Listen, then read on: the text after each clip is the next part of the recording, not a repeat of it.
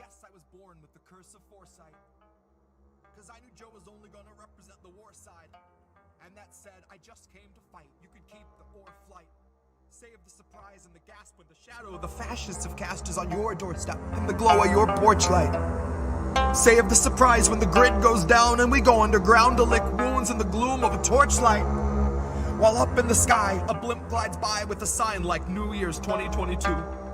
Brought to you jointly by Pfizer and Coors Light. While the centrists observe from a comfortable courtside, right in the thick of the action behind a partition. We're in a morbid position, a plague of evictions, born a comorbid condition of the cancer of wealth. I fantasize that I cancel myself, hands on your head, throw your best laid plans in the well. There are no more answers, questions go back on the shelf.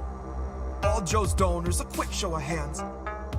How many of you sub to the Lockheed Martin OnlyFans? How many are loyalist patrons for the Raytheon Patreon? Occupy Iraq and send $1 million off into the great beyond. Cool yourself with the safety on. True to yourself in as much as you dutifully spew out a mucus of QAnon.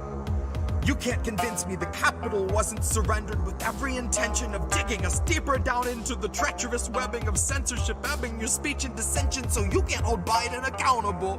Not in his mentions and not in the streets. No to the end that Joe will defend the elite. Joe won't embarrass McConnell, but Joe's not embarrassed if all of your children are hungry and weak. Too hungry to speak. Too hungry to stand, they just lie at his feet. Joe is fresh out of empathy, fresh out of policy, but he'd love to know, what was your favorite ice cream flavor to eat? Back when you used to eat. I guess the road isn't rocky for people who thought we were free. They'll believe what they read, and Joe's here to lull them to sleep. Counting us down by the dozens, the culling of gullible sheep, led to the slaughter by media tyrants and government thieves. These are the leeches that stubbornly suck where there's nothing to bleed. These are the tumors that force us to crawl on our knees. This is the home of the brave. This is the land of the free. One was foreclosed in 08. One was condemned in 16. This is the home of the brave. This is the land of the free. One was foreclosed in 08. One was condemned in 16. This is the home of the brave. This is the land of the free. One was foreclosed in 08. One was condemned in 16. This is the home of the brave. This is the land of the free. One was foreclosed in 08.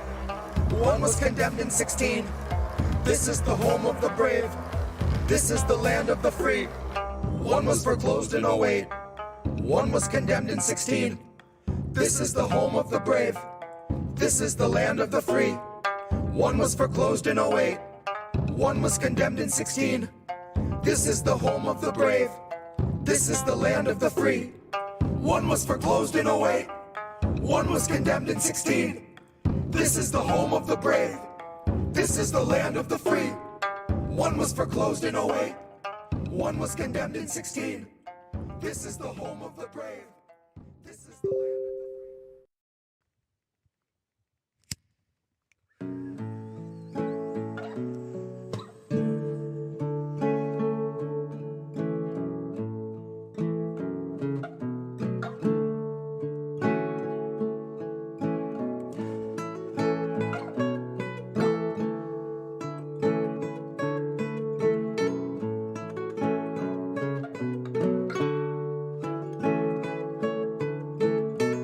My lips, brand new taxes, starving all the billionaires and neutering their Visa Maxes.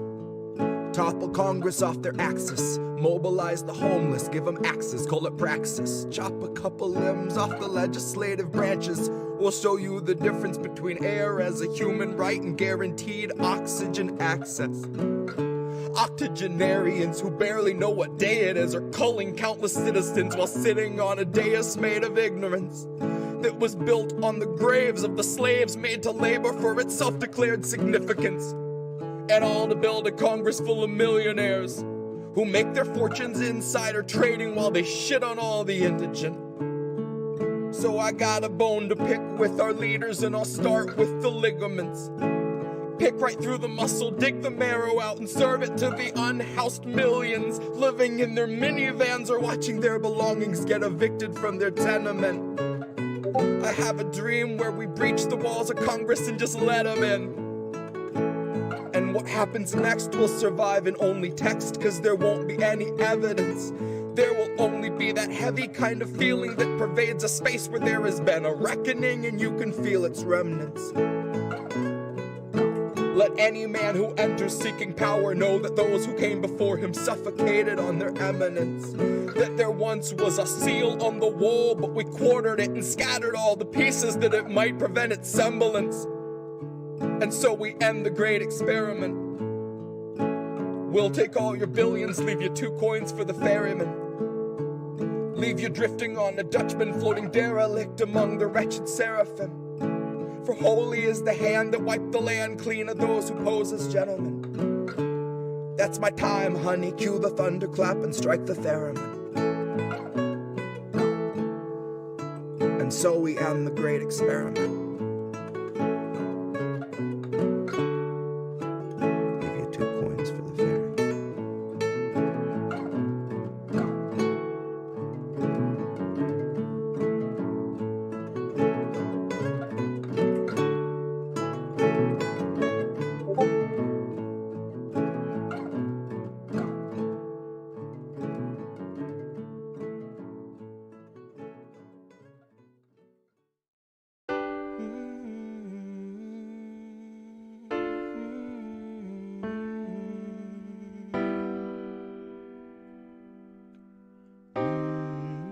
I think I liked it better being blind, when I couldn't read between the lines, and when I couldn't see the cracks in the structure that lay bare before me the whole time. I think I liked it better back when I suspended disbelief and swallowed pride.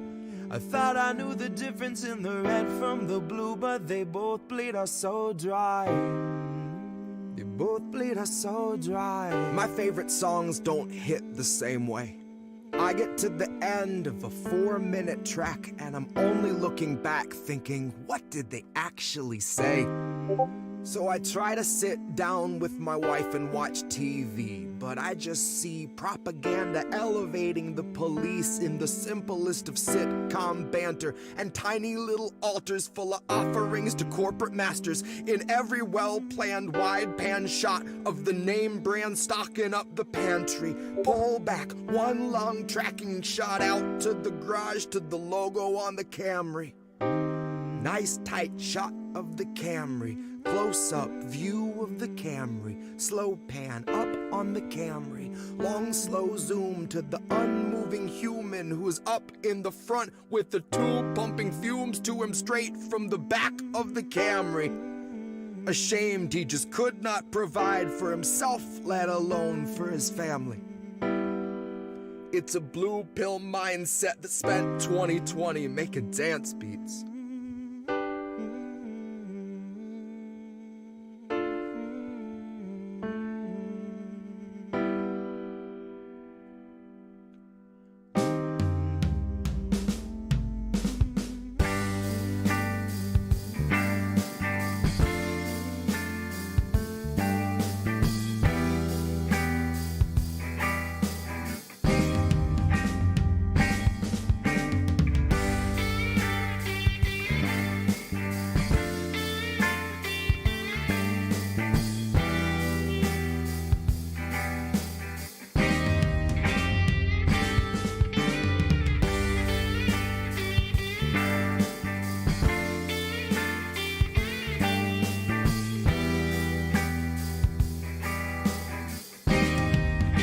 I think I liked it better being blind, when I couldn't read between the lines, and when I couldn't see the cracks in the structure that lay bare before me the whole time.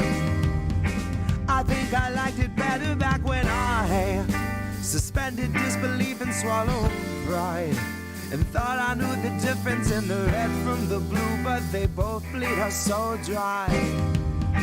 They both bleed us so dry. Ignorance is bliss, which explains why a lot of us are so fucking happy. quick to take the trip for all its trappings. Never one to ask what's up, what's going on, or God forbid what's happening. A lot of us would strap into the ride and then spit right in the eye of the guy whose job it is to snap your fastenings. But maybe we're all born with that capacity. Maybe each of us comes standard with humor, compassion, malice, and audacity. Some of us are blind to the system, but some see it fine and say this is how it has to be. Some of us can stare wide-eyed at a nationwide human catastrophe and only offer platitudes and recipes. And I wish that I could tell myself that nothing's worth obsessing past my everyday necessities. I wish that I could cry fake news over anything that threatened me, tune out our abuses and consume a little levity. Wish that I could offer up my son a smoother destiny. Wish I had some better lessons for how best to answer questions for the things I've been perpetually questioning. But I'm too busy looking at our leaders, wondering what I might be missing from their messaging. Trying to find the reasoning to let 250,000 people meet an early reckoning. And even though I know the truth, it's hard to swallow something that's so literally sickening. Hope is ever dwindling, COVID ever beckoning. Winter slows your breathing, but your pulse is ever quickening. Even though I know the truth, it's hard to keep listening. I'm done with my epiphany, my innocence is blistering. I'd like to think I'd taste the earth before I'd ever kiss the ring. Hard to speak the truth and harder still to keep listening. Sometimes I think I miss being blind, when I couldn't read between the lines, and when I couldn't see the cracks in the structure that lay bare before me the whole time. I think I liked it better back when I suspended disbelief and swallowed pride. Thought I knew the difference in the red from the blue, but they both bleed us so dry. Both bleed us so dry.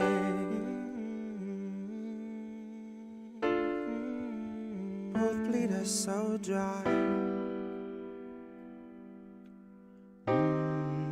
They both bleed us so dry.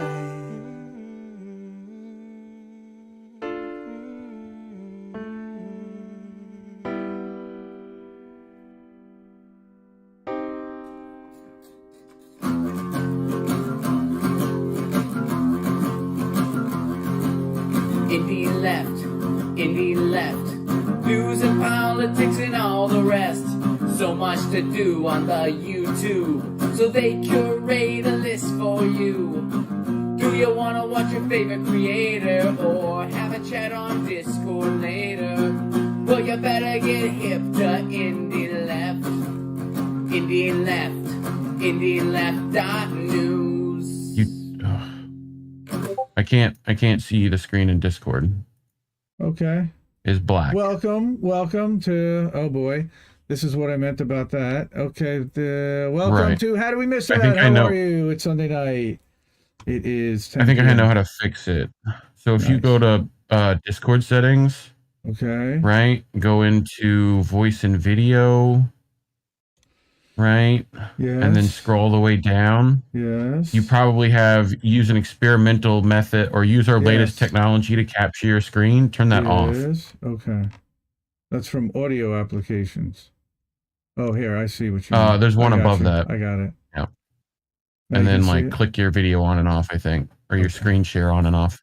Gotcha. Hi, everybody. Sorry, everybody. We're live. This is we're doing it live. Okay, we'll do it live. Did that fix Okay. it? I don't know. I'm about You're to working turn it on it. back on, and you'll see. And I don't think it will. I think it's dark. That's okay. You'll be able to see everything else. It's just the Substack and the other, and if not, we can play around. Okay. Anyway, I mean, it's seeing the whole thing, but yeah. what's up? Try No, just sharing your screen. No, that was So- not Reef singing. That was first Jesse Jett, the wonderful, amazing, brilliant, genius Jesse Jett, and before that, and the theme song is Ron Placone. So thank you to Ron Placone, of course, for doing the theme song. We love you, Ron. All right, how's that? Now you should be able to see that. Yeah, now I see stuff. Badass. Okay. That works. Nice. Welcome to How Did We Miss That? It is Sunday night. It's 10:04 now. We're a few minutes late, but we're here. We're ready to go. Hey, I look like a bird for some reason. Hey, how about that? I do look like a bird. I always look like You a just bird. sound like pasta a little bit. It's always appreciated on the couch. It's always appreciated here on the couch. Thank you. That's my little tribute to pasta. So, It is Sunday night, like I said. Happy March. Happy, oh my God, the world's about to end. Yep. But not really. Fat Tuesday was last week. Yes, Fat Tuesday was last that was Tuesday. Fun. Yep. Did you get the little baby Jesus in your king cake? You got to buy the next king cake? I did not get baby Jesus this year. I got it last year, though, and that was pretty cool. I think that was the first time I've ever actually gotten a piece that had the little baby in there, which was... Little baby in there? Woo-hoo! Takes you a minute to get there, right? Hi, Laws456. I don't know who that is. That's cool. Hi, welcome, Eric. How are you? Eric's here. Debate Me channel. How are you, buddy? We are ready to go. I've got some stories lined up that are not really Ukraine related. I got a couple, but not a lot because there's a lot else happening out there that is not Ukraine. And right now, everybody focused on that. This is How Do We Miss That? So let's talk about the stuff we actually missed. It's been a wild week. We're all exhausted. Why am I hearing echo? Is that your thing? Oh, that was your earphones in your speakers. I got it. Anyway. Was it? Yeah. Welcome, everybody, to How Do We Miss That? How Do We Miss That is a show airing on YouTube, Twitch, Facebook, Twitter, Odyssey, Sunday nights at 10 p.m. Eastern, 7 Pacific. Reviewing a few big stories we haven't seen covered much in the independent media space. Co-hosted by me, Indy, founder and editor of independentleft.news and leftist.today. And Reef's Substack. And Reef's empty chair.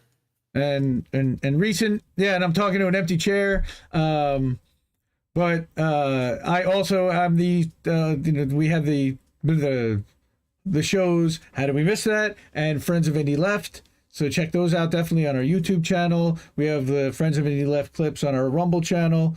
But I also am friends, and my friend Reef, the empty chair, is hanging out here. He probably is mic'd up so he can hear. All the stories that we had were featured in our Substack, leftist.today, and at the top of independentleft.news. Check Reef out at Reef Breland on Twitter. Reefer After Dark is his show, Friday nights at 10 p.m. He had a hilarious show this week. Franco, let me tell you, if you want to see Franco really laugh, go watch Reef Show. Because there were some moments there where he had Franco broken up, and it was beautiful. That was a lot of fun. Normally Franco is a steel trap of emotion, so it was a good time. He keeps it kind of calm and close, and we love him for it, and it's awesome. But yeah, that was a good time, and so we are your number one source, or Independent Left News, Independent Left GG, and Leftist.today are your number one source for left-leaning political news, videos, podcasts, articles, insight, and opinion. But I'm going to even get ditched to left-leaning. What the hell's left anymore? We're showcasing independent media free from advertiser influence. Left doesn't even mean anything. Want to give a shout out to the patrons and Ko-fi supporters. We got one of them sitting right in chat right now. Eric T. Red, thank you. Richard M. and Richard T. From Facebook. Nikki, Radical Leftist Agenda. Les Bones. Then we have Robin Turing and Noli. Oh my God, she was my co-host last week. She was so great. That was so awesome to have her here filling in for Reef. And the event that she was on JB today, right? She was on live with JB today, and that I caught a good portion of that stream. It was a lot of fun. And we actually got a new Ko-fi this week. Thank you so much to Planet Claire for buying us a cup of coffee and keeping us fueled. Thank you so much. Really appreciate that. Shout out to our volunteers. Nicole. For that, please. Shout out to Nicole. And yeah, we can always use some more coffee money, some more weed money. Thank you. Nicole, Darlene, for doing all the posting on Instagram, Facebook. Big Mad Crab, who should be here in the chat too. Greg, man, he's been killing it on the thumbnails. Thank you so much, and helping out with all the INN stuff that we need, and the outros, and just really stepping up, filling in. Anybody needs the work. Follow at Big Mad Crab on Twitter and reach out for some editing work or for some graphic work. Also, again, How Do We Miss That Clips channel on Rumble, rumble.com/c/how did we miss that. I'm going to drop that link in the chat now. You can go subscribe to that channel. It's really kind of cool because each segment's only about 15 minutes long, and you can kind of get in and out. I have most of them put up there so far from prior weeks, but not this past week. Also, thank you, Alex Davidson, for liking every Substack post. Thank you to everybody who liked last week's Substack over at INN that I wrote, about the propaganda and the misinformation. That was really interesting, and the reaction that we got to it was fantastic, and actually got inspired and fired up this week to write again. We're going to cover that article this week. So, Reef, you were working on the Sabby Sabs stream, and you were pushing the doodly doot buttons, and that was really, really cool. I got to see quite a bit of that before we went live with Noli. That was fun. Oof, what panels? I mean, that activist panel, that last panel was such fire.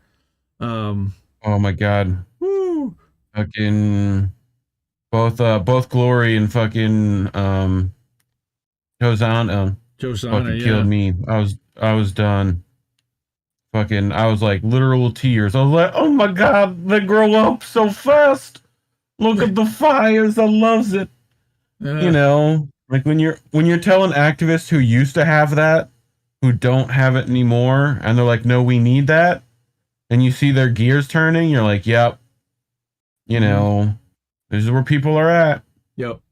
Pretty They're much. fucking put up, they're done with it. But yeah, no, my show with Franco is pretty fucking good. Go check out my channel for that. Was that YouTube/Reef Breland or Reefer After Dark, or I don't it's probably know. one of those dumb You don't have the character vanity. Yeah, he doesn't have the things, vanity name yet, but it's in the description, I believe. If you just click on his name, or you go to his I think my link tree should have it in there. Should be in there somewhere. If not, it's on his Twitter. Yeah. Also, and you can hook him up. That was great. We had Colin and Warren there. It was such a good time. That's always a good time. Yeah. And I was sitting there in chat and some other people out there. And that was a blast. All right. Well, let's do the thing, and let me show the Indie main. Hey, this is a new look and feel for March.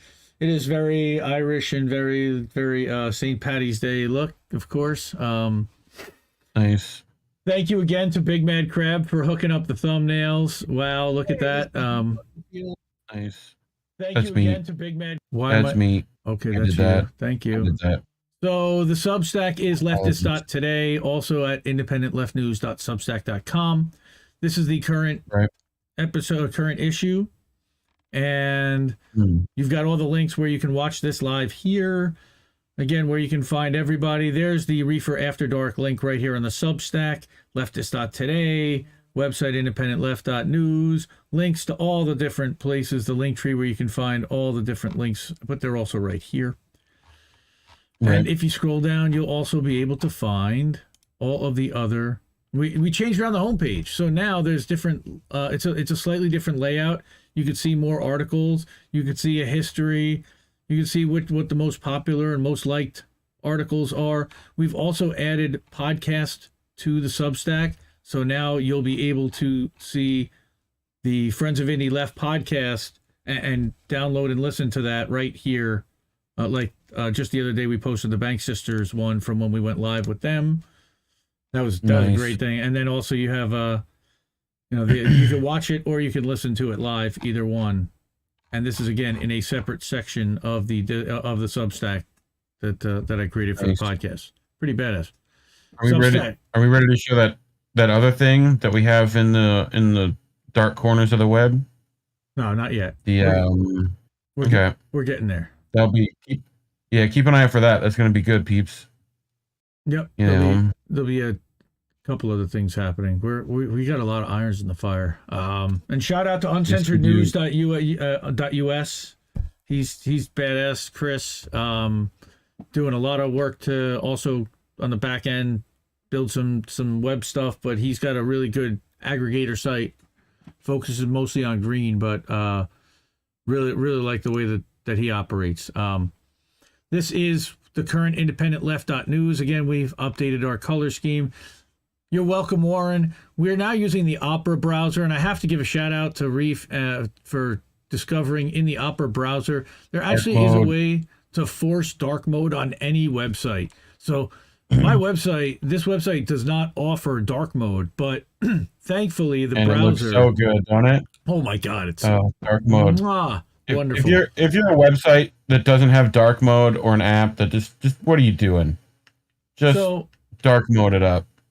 So you see the top headline here. These two articles we're actually going to go through tonight. This one was also a really big one. I want to give a shout out to this one because even though Caitlin Johnstone shared it, and it came from the Libertarian Institute, which is not a publication that I frequently would look at all. But Scott Horton has been doing some amazing work lately, and I will not dismiss anything that he's been up to because he's one of the best with antiwar.com. But what this identified was that back in 2008, they had a cable from William Burns talking about Ukraine and warning about how NATO expansion would cause a Russia-Ukraine war. And this is remarkable stuff. Blow that zoom up. in just a tad. Yeah, a little bit more. Oh, yeah, that's probably good. Yeah, there you go. Yeah. Even be a little bigger, maybe. But, yeah, that's mucho better. There you go. As my mother would say. So, yeah. Classified by Ambassador William Burns. Yep. So go back up a little bit. What's the headline? Yeah, what it says is that WikiLeaks documents for U.S. knew, would cause Russian. Yeah, that makes complete sense. Of course they knew. So again, that's just in tonight's in today's edition. But again, that wasn't even a story I was going to cover, but I did want to give a shout out to it. Watch it. It's a 12-minute video. It's really informative. And again, this guy is now head of the CIA, William Burns? I'm almost sure. Yeah, I think so. Yeah. Okay. He was ambassador then. Pretty scary stuff. So, again, there are dozens and dozens and dozens of articles. I sound like Trump now. Dozens and billions and millions of articles. Or maybe Bernie even. Billionaires and millionaires hate this website. Billionaires and millionaires. Discord plugin. Right now we got 85 members live. There's a link to give us some Ko-fi or become a patron on Patreon. We do have one. Don't really broadcast it much, but we do have one out there if you want to hook us up. And we do shout out our patrons at the beginning of every show and appreciate their support. All right, we got only about 8 stories to get to tonight. I made it kind of shorter, and here we go. First story, crazy one. Here we go. A German increases its military budget. Weapons company stocks rise by 85%. Yes. Oh boy. So follow the money. Who was pushing this? Defense contractors. And what happened? Their stocks went ballistic, literally. Well, this is pardon the pun. Part of the thing about joining NATO, right? Part of the thing about, well, not just joining NATO, but because of the fact that you had this pipeline that was about to go live, and they needed to protect that pipeline. On top of that, now you've got Russia, was quote unquote arming and build up on the Ukrainian border before this offensive had started a couple of weeks ago. But even in advance of that, they were working on trying to sell weaponry to Germany. That didn't just happen overnight. However, in advance of knowing that their new prime minister, and that's what they're going to talk about here, I believe his name is Axel Scholz, but the war is proving to be a lucrative business for, of course, the world's largest defense contractors. What a surprise, right? Growing militarization of, and this is, by the way, Left Voice, and it was ripped from La Izquierda Diario Argentina. I'll use my little Spanish teacher voice there. Yeah. Yeah, baby. Katie Halper would be impressed, I'll tell you right now. She does the little Spanish flair very well. Gotta give her credit for that. So grassy ass. Right? They knowed her. Yeah, that's Reef and his southern roots. So again, they created a special fund, and I thought that this was kind of like in them joining NATO and everything else that they could not arm and militarize, but they've already increased the country's budget by $112 billion. That's a lot of money. Ridiculous. Okay? All right. And forces one of the most important imperialist powers in Europe. They become one of the most important imperialist powers in Europe and the world. So they're putting the band back together, it looks like. This Monday, shares of German weapons manufacturers rose upwards of 85%. Rheinmetall alone increased by 40%. Well, of course, they're going to get a lot of that domestic business, so that $112 billion is going to go H&K, who makes the MP5, H&K, right? Kraus Maffei Wegmann, Deal. All these companies are going to benefit. Yeah. Okay, however, it's U.S. defense companies, Raytheon, Lockheed Martin, escalating is good for business. And is it? So even don't they both advertise on MSNBC? I believe. Yes. Mm-hmm. Frequently. Yeah. I saw Remington gave a bunch of rounds to Ukraine too recently, which I just thought was funny. So of course, this is one of the offshoots, or what would you kind of call it? The in the backdrop of Ukraine, what's happening? Why is this happening? Yeah. What are the fallouts, and what are the casualties of this war that you don't necessarily see, and they're not actual, deaths, but they are alterations. Yeah. They're careers ending. They're armaments of countries that had previously been disarmed. Again, to the point where they're now going to make it a substantial portion of their GDP again.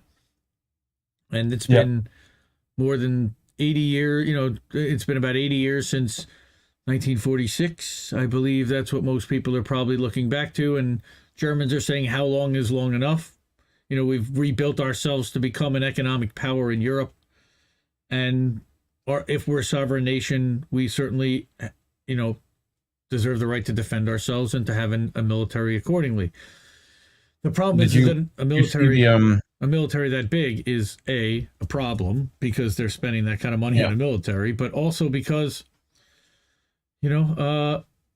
that's the history of their military.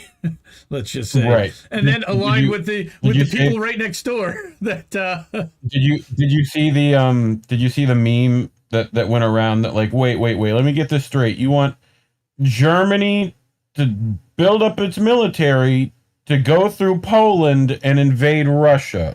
I just want to reiterate. Just listen to what you're saying. That's what you're wanting to do. Just listen to it. That's what you want? I hope it's not during the wintertime. Yeah, that's gonna be. You're gonna have to pass through a particular Stalin-named city. That's might be problematic. Might be slightly. I don't know if you've seen Enemy at the Gate, but Jude Law, right? That was a good movie. Jude Law. This is how they harden you and prepare you for everything, is they make a movie out of it. Mm-hmm. All right. So that's as well as Stalingrad, the movie. That's what's going on with Germany and their defense stuff. Now, on top of that, this one really hurt, and this one really affected all of us personally this week. It was bad. To the point where I even got so fired up that I needed to write about it, and I published it. I co-published this. Go ahead. How did we miss that? It's because you weren't meant to see it. That's why. Yeah, we're gonna miss that forever now, and how hopefully not forever ever. Well, but Lee basically even said tonight that it's not going to come back in its form because the production company that ran it is no longer going to support it or whatever. And unless we can find someone with a whole pile of money to rebuild that real quickly, I don't know how it's going to happen.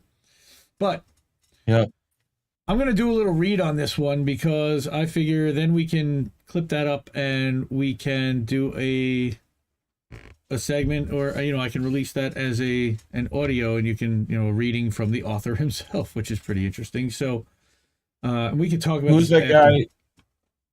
Sorry? Who's that guy that jumped out the plane with the money that we never found? That's contact that guy. Oh gosh, what's his name? Yeah, now it's gonna piss me off. Chat, Oh my chat, if you can God. get to it. Oh my God, what was that man's name? I cannot remember. Okay, so I'm gonna go through this real quick. Gosh, DB Sweeney. Yeah, yes, sure, or Cooper. DB Cooper. DB Cooper. DB Sweeney is an actor. A little different. Okay. Yeah. Right. Isn't that DB Cooper? Go ahead. R.I.P. to Redacted Tonight and RT America, and we are all poorer for it. When voices that challenge, yes, we are. When voices that challenge corporate corruption, expose hypocrisy, inconvenient to the powerful, are silenced, only benefits the powerful who have one less outlet to worry about now. I've been watching Redacted Tonight for years, since I got a smart TV and noticed it on my Pluto app. Since before I started aggregating and publishing news. I also used to subscribe to DirecTV, and I remember watching Redacted Tonight on RT America, I think it was channel 321, and thinking it was way funnier than any comedic news show on commercial TV, like The Daily Show. Yep. This week, Redacted Tonight was just one casualty of the information war happening concurrent to the Ukraine crisis that's been happening since 2014. On March 2nd, RT America announced that it was shuttering operations, putting hundreds of American voices who routinely challenge narratives out of work immediately. Specifically, the crew at Redacted, plus comedians Natalie McGill, Naomi Caravani, Anders Lee, and Jafar Khan, plus scores of others are affected by this directly and indirectly. And here's the tweet that I put up, and this was actually from the 4th about the production company that's closed that is no longer going to support RT and permanent separation from most of the employees.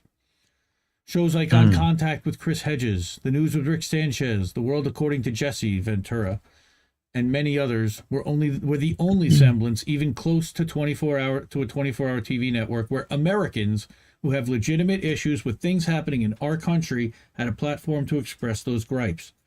For some reason, Spotify also preemptively, voluntarily decided to remove the podcast Moment of Clarity by Lee Camp and the RT podcast, The Politics of Survival with Tara Reid. Again, Morty. I include Right, it's Rick Sanchez. Tweets about Dr. Rick Sanchez is in there. Tweets from Lee Camp and Tara about their appreciation and talking about losing their shows and losing their podcasts. And it was terrible. She's been pulling her hair out too. It's rough. And Tara's, of course, in the INN family, so we've been doing all we can to rally around her and support her, and we love her. And we got her YouTube channel with some stuff up. She's gonna be putting up. RT did give her essentially all her old like videos and stuff like that, and podcasts and stuff. So we should be able to get those up on her YouTube. So if people want to go subscribe to that, I definitely suggest that. We'll put it in the description after the show goes live. Yep. You won't find them or voices like theirs on mega corporate owned TV, the 20 companies that control almost all content people see and hear, because they say things that make corporate network execs and the companies they advertise for, defense contractors, pharmaceutical companies, fossil fuel, and big box retail, uncomfortable by exposing their corrupt practices, which they try to whitewash with flowery ads. And I've been talking about this for a while, even before this thing got cut. But they've been blackballed by Dems, won't sell out to Republicans. You've got anti-corporate, anti-capitalist voices all over, and they can't get a sniff on TV anymore. That was our only shot. So our my mission in Independent Left Media is and has been to amplify voices that call out corruption and corporate hypocrisy, and Redacted was a crown jewel in that mix early on. As we ramped up and found more voices to include, no doubt partially inspired by the team at Redacted. And for almost a year, one of the YouTube channels that we put on auto-tweet was Redacted Tonight. We tweeted every published segment and episode by the channel as soon as it was available on YouTube. For receipts, you can search Twitter for the phrase @IndLeftNews and Redacted. Even before this even launched as a website, we had shared a Moment of Clarity video. And that's when I was actually set up as @Prague News Weekly. That's how far back this account goes. And that was before I even started to launch a website. This was actually the first auto tweet from Independent Left News, and it was back in October of 2020. After we changed our name back in September of 20, Lee and Eleanor's Sunday night live stream raising money for the Assange defense was one of the first super chat donations we made as Independent Left News. It was $20 super chat. And then I tweeted about it and thanked them for it. Again, I such heart for these guys, and for what, you know, Lee has been a super inspiration. I've watched this guy work and admired how hard he works. And you know, here's an article he wrote. This was in mid-January, and it had like no likes and shares, and I couldn't understand how and why. And I said, if the lack of likes and shares on this post aren't clear evidence of suppression, I don't know what evidence you need. This is Robert Scheer, who was like the editor of the New York Times, right? And Lee Camp is one of the biggest voices there are on the left. So how can nobody see and engage with this tweet? One like. It was Lee Camp. Yeah, one like. It was Lee Camp. Okay. This automation also included supporting Lee Camp's other shows and channels, Moment of Clarity and Government Secrets, plus Eleanor's Common Censored podcast in our auto tweet rotation. All right. We included his podcast at leecamp.com, his post at leecamp.com, and at Scheer post when he wrote stuff. In addition to performing stand-up comedy, he really is one of the hardest working people in this business, though few people notice or acknowledge it. They just say, he yells at me on screen. Well, yeah, he does, but he's funny. And we support independent media and amplify voices like these. All right. Here's one. Again, this was that piece just even a couple of weeks ago. No, this was all the way back in December 2020. Pandemic Dirty Dozen, talking about the companies that were getting rich off of pandemic. And then we at Independent Left Media stand in solidarity, as well as all the channels in IndieNews.Network family, content creators, stand in solidarity with all those who lost their jobs. We'll continue to amplify their voices as they reemerge, likely on the independent scene. We've seen the independent content creator space already step up to voice their outrage and concerns too, and here's just a small sample. And we've got an article written by Caitlin about that, and of course Misty, absolutely, and Fee, with Rachel Blevins there. Even Pat the Burner got in on this. Okay, and I just wanted to mention that Lee started a Patreon to continue his work, and we subscribe to that and support that. Tara has a Substack where you can support her with a one-time or monthly subscription, so please go and do that if you can.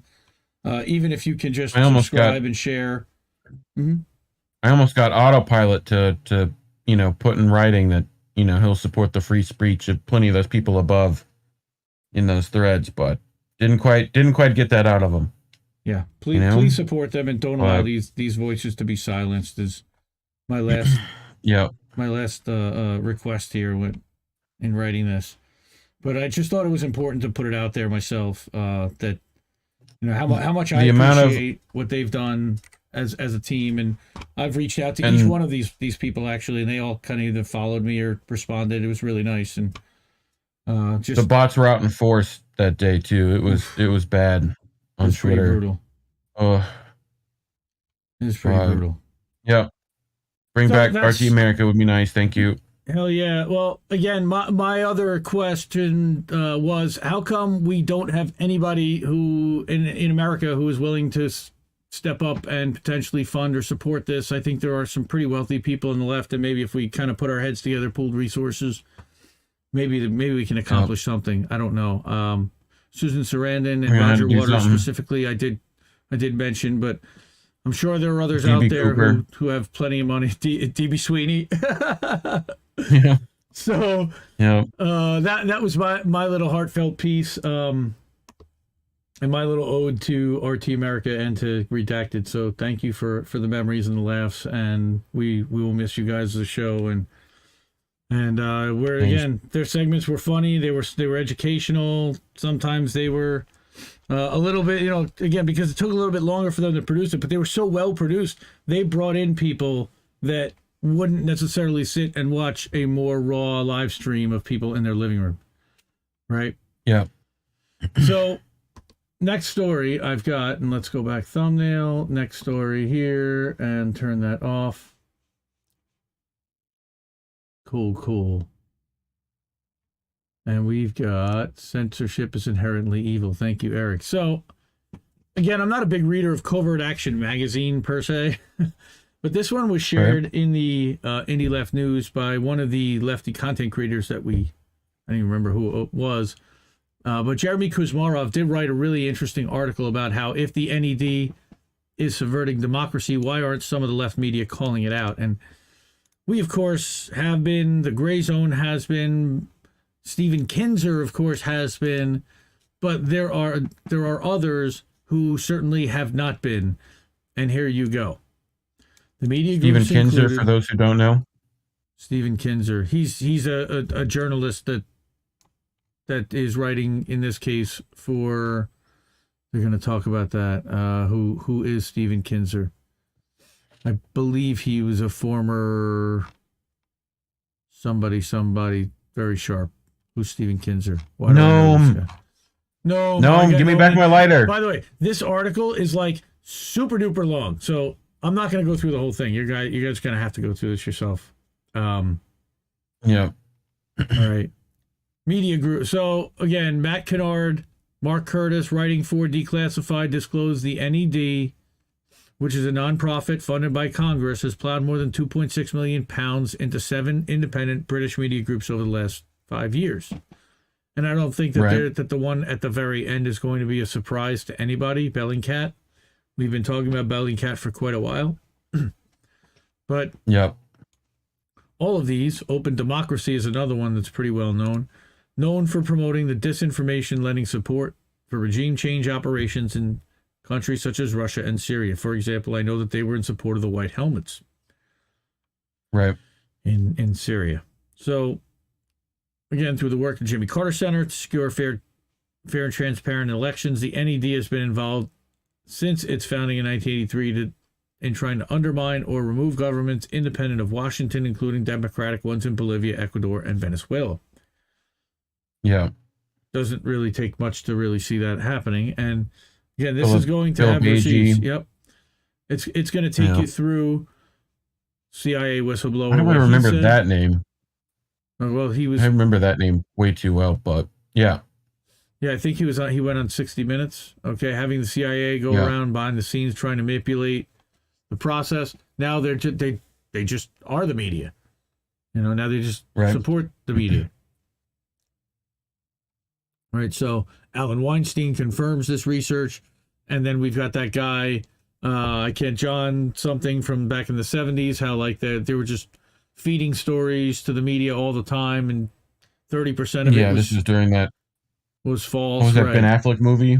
Oh, that's Argo. Again, but that's around the same. This was from 2010. Said that the NED was established by Congress in effect to take over the covert propaganda efforts. All right. Yeah. Article provides an overview of NED's history. All right. A discussion of its reach. Noam Chomsky wrote about what the true agenda of the NED was. Again, it's pulling in quotes from what is called democracy, meaning rule by the rich and powerful without interference by the mob, but within the framework of formal electoral procedure. Yep. Okay. So, the NED has been known, again, Missionaries for Democracy, again, super duper long. Look at how long this thing goes. It just goes and goes and goes. It's like a book in itself. Okay? Right. So, Jesus. You went plaid. Jeremy Kuzmarov. Went straight to plaid. My goodness, he's the managing editor, so he's the guy. He had something to say here. And again, I encourage everybody to look at this and to go through it. I have not gone through all of it yet, and I certainly intend to. And there is now an app, I believe, that will read this out to you. I've been seeing it show up in my timeline quite a bit. Who reads it? You just have it scroll. Samuel you just Jackson, give it the website. No, I think it's more like an androgynous voice, but maybe. Gotcha. I'm not going to do a Sam Jackson. Microsoft Sam. I'm not even going to bother trying to do a Microsoft But this is you remember Microsoft Sam? So who isn't calling it out? Well, we know who isn't calling out Bellingcat. It's the ones who actually rely on Bellingcat, at least in the left media space, right? It is Right. the David Doles. It is the TYTs. It is the Mike Mm-hmm. Figueredos. It is, Yeah. as our friend Carl likes to say, the Brian Taylor Slibs. Green. I don't even know that guy until he started talking about Brian Taylor Green. Oh, look at this. We go all the way back to Ollie North and Grenada, 1980s, NED. Ronald Reagan. They are destabilizing governments in order to put our quote-unquote democracy in place that will be friendly and sell us resources. Wow, look at Barney Frank with the big fro. That's old. All right. Yep. In the 1980s, he tried to halt funding, saying that we're not going to try to say we're not going to fund public transportation or research on cancer because we've got to give money to a French union for political purposes. Just doesn't seem reasonable. Well, yeah, we've been doing this since the 80s, buying off foreign press sources to plant stories that are friendly to us. Sometimes they're accurate, sometimes they're complete fabrications. Again, there's tons of receipts and tons of data in here. It's a treasure trove, really. National Endowment for Attacking Democracy, which is actually, and again, regional breakdown of all their major activities. So comprehensive. Yeah. Great work, really. Can't even imagine how long it took to assemble all this data.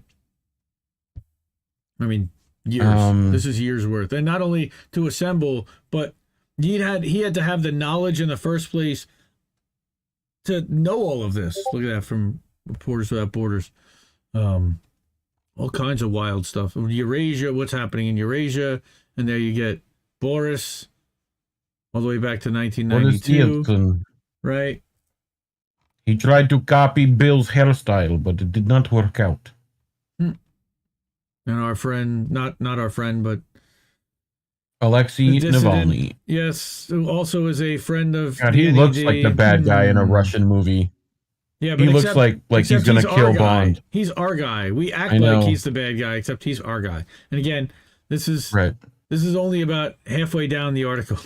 It's insane how long this thing is, and so good. Again, color revolution. Hey, we know we have somebody in the chat talking about a color revolution. Yeah. How about that? So now we're talking. Somebody wants a carnation revolution. Well, we just had a failed color revolution in one of the Baltic states, if I remember correctly, or at least they've been talking about it. I believe it was Kazakhstan. There was a failed color revolution at the moment. It's nice. My sister, okay, but 2004 color revolution replaced Yanukovych with Viktor Yushchenko, who favored admitting Ukraine to NATO and adopted IMF structural adjustment program that benefited U.S. investors while cutting social programs.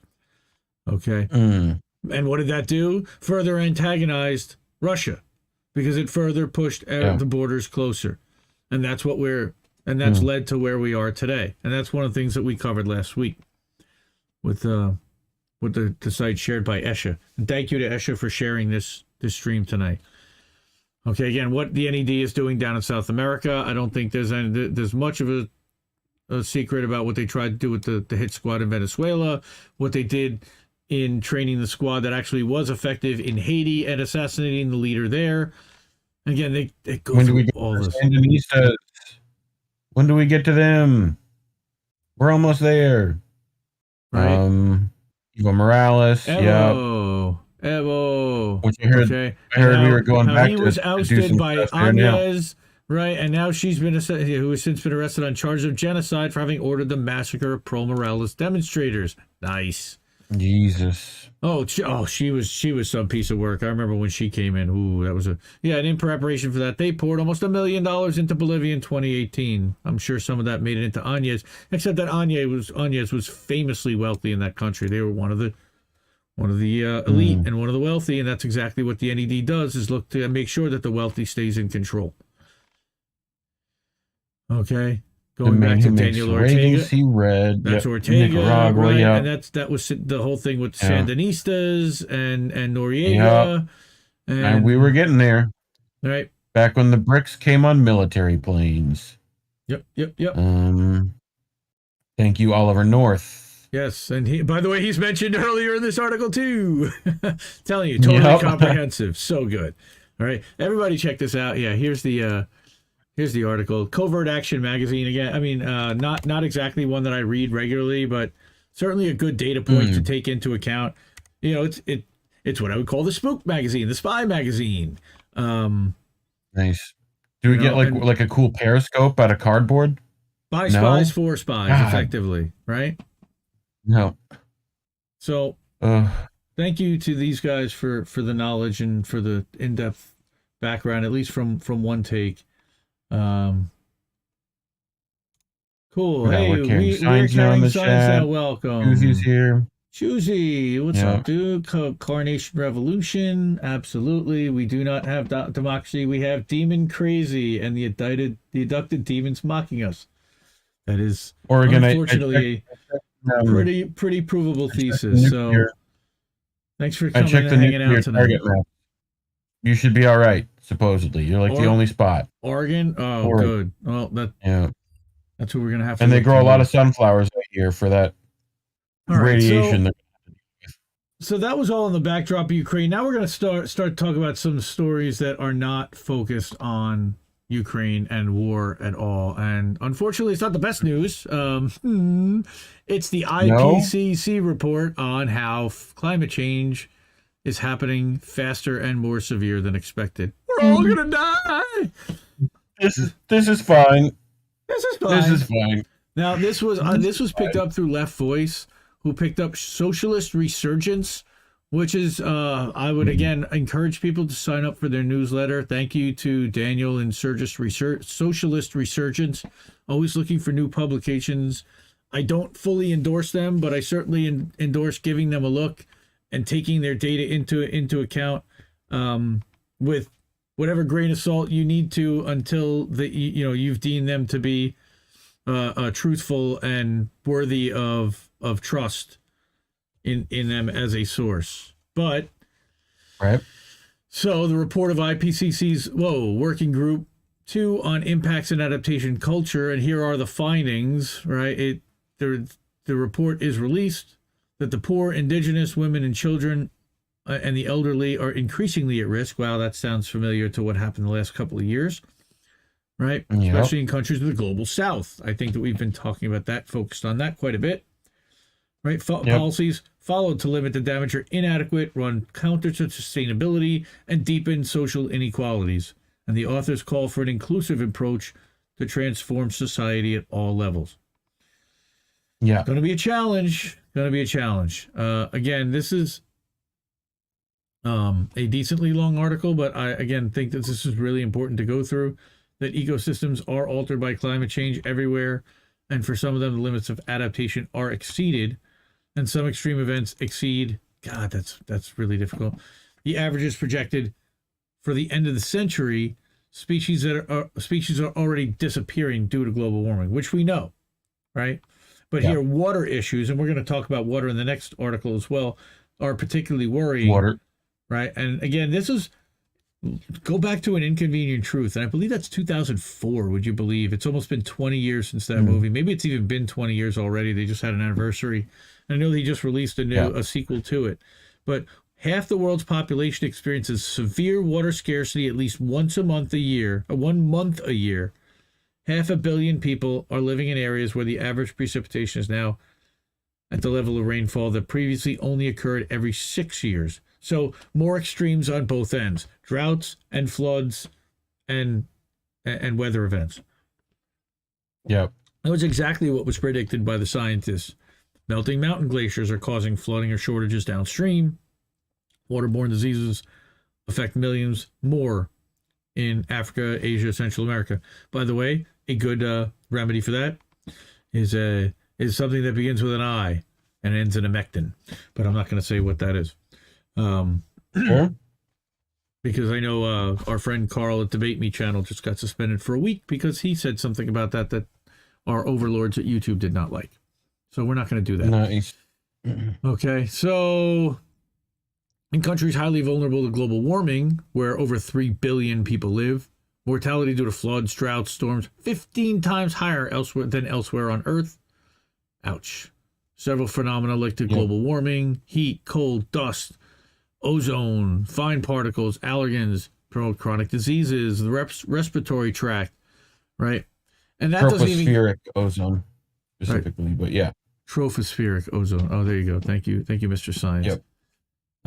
You're welcome. I'm not hearing any sound effects like what the F. Those are coming. Good. I've been waiting. We need them for this one. Yeah. So climate change, of course, is a major driver of migration and displacement. So where our unwillingness or lack of ability to do anything about that is also causing refugees worldwide. And again, 20 million people have been forced to move every year due to extreme weather events, according to this, since 2008. Okay. Yeah. Projections are even more worrying than the findings. Can be summed up in a few words: escalation of threats. And again, we were always talking about 2 degrees Celsius. Nice. It's the aliens. The aliens. Actually, the aliens may be able to save us with their technology. Aliens. Hopefully. At 4 degrees Celsius of global warming, the frequency of fires will increase, for example, by 50 to 70%. Changes in ocean water stratification will reduce nutrient fluxes. It's bad. Yeah, 9% extinction is more than 1,000 times the natural rate of species extinction, and that's what happens at 3 degrees Celsius increase, and we're like already pegged to go like more than 4, I believe. So, yeah, and again, this was again predicted by our friend Al Gore. The water issue will become acute in terms of sustainability. Under the median scenarios, by 2100, high mountain glaciers will disappear by 50% in Asia. Again, and at 2.5%, 55 to 68% of commercially exploited freshwater fish species in Africa will be at risk of extinction. I mean, like, what? This is the fuck? Yeah, exactly. Yeah, I agree, Jimmy. But the consequences for health are in line with and sharpened by the degradation and destruction of health systems. Okay, in a medium scenario, this number would increase by 250,000 a year in 2050. That's the annual number of climate deaths. Jeez. And we were talking about COVID, and Medicare for All kills 64,000 people a year. This is 250,000 people worldwide due to climate. This is hurricanes, storms. Species die off, like everything. Dehydration. It's everything. Yeah, it's literally. It's the world's dying. It's what? Yes, the world's on fire. Again. Yeah. A somewhat long article. Get scientific. Okay. Again, the IPCC report obviously does not provide a social strategy for dealing with capitalist climate catastrophe, but the general tone is one of good intentions and pious wishes for the inclusion of all social actors. So it's like, they're alerting us to a problem. Like, guys, you better do something about this. Like, we don't know exactly what, but this is really bad, and we should probably be doing something. And again, we're not really sharp enough or astute enough and have the money to implement to know what exactly that is, but social movement activists will find 2 things useful in their right: a scientific confirmation of the extreme gravity of the impacts of global warming, and a rigorous demonstration of the systemic injustice of climate policies. Well, thanks for another one. I'm Michael Jordan. Stop it. Get some help. Oof. Pretty much. It's brutal. It's bad. This guy wrote a heck of an article. Want to give them a shout out, and we'll try to reach out and see if there's any more color or information they can provide beyond what they gave in the article. So good stuff. Again, this will be in the show notes. You'll be able to get a link to it later on. So we've got another climate story here, and it's from Aaron Brockovich, and we were talking about water. All right. Yeah. What were you talking? What were we talking about? Aaron Brockovich and water. What? There you go. Yeah, Water. yeah. I welcome the New Water. Jersey We're gonna do the water. accent on the. Yeah. We're gonna have some water. This is the way I always heard it. The way I always knew it to be was water. And then I was told, well, that sounds really New York, New Jersey, and everybody else says water. WURDER. Water. That just sounds weird coming out of my mouth still after all these years. So a 50-year debate defining what exactly are U.S. waters. Which waterways qualify for federal oversight? Would you believe that we are still waiting to find out? So this is fascinating stuff. The Supreme Court has agreed to hear arguments this fall in the case of Sackett v. Environmental Protection Agency, which once again tries to define waters of the United States under the Clean Water Act. Oh, man, they're going to make me say water like 800 times now. I love it. Yeah. In order to understand the significance, you first have to understand the CWA. Maybe one of these days I'll actually get a chance to interview Aaron Brockovich. That would be absolutely fascinating for the podcast. Sure. Okay, so a little bit of a history of the CWA. In 1972, they were passed to protect large bodies of water, such as streams and rivers and bays, from being destroyed by things like sewage and dumping effectively. Yeah. And chemicals. And then the Clean Water Act prohibited the discharge of any pollutant by any person without a permit into navigable waters. Well, what exactly does that mean? Groundwater not being included so that fracking is okay. Is that what I'm... Well, is that what's coming? That's part of it, yep. It gave the EPA the authority to set water quality standards. All right, again, both the U.S. EPA and the Army Corps of Engineers are responsible for enforcing the Act's provisions. So it's not just the EPA. What is navigable waters, which Congress simply defined as waters of the United States? All waters are navigable. Well, it's also, it's the inland river system specifically, and Tim Tom Bigby and the Mississippi, and yep. This is my pop's expertise here. He deals with the ACOE often, and the Coast Guard. There you go. But yeah. So originally, it was a strong law to help regulate water pollution. It gave them the authority to set water quality standards and implement pollution control programs. Funded the construction of more sewage treatment plants, and even recognized the need to address non-point source pollution from ag sources like fertilizers and pesticides, along with urban runoff. This is all really important stuff. I mean, look, we need clean water to drink. It's one of the essential things that there are, and I think that we have taken that for granted kind of our whole lives, unless you live in Flint, of course.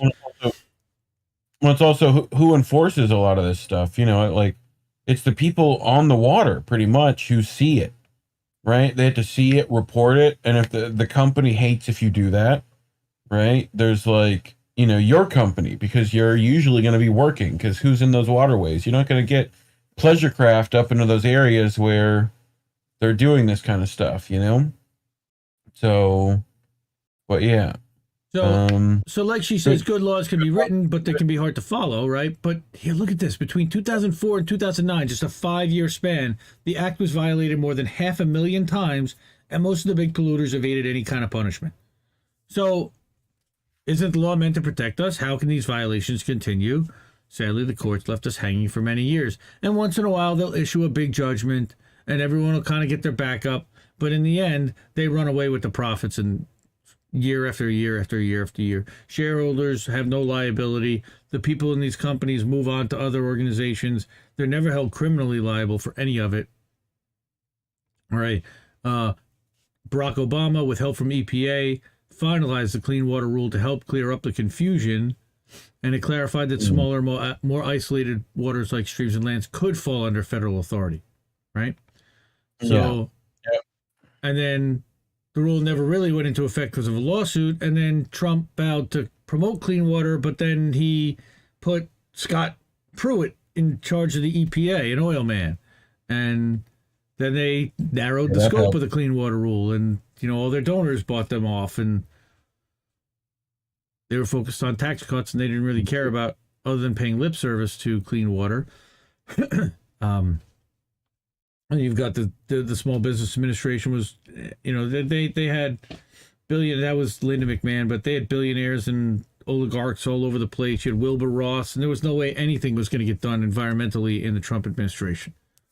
And his rule was that you had to eliminate a regulation for every one that you created, right? If I remember correctly. Yeah.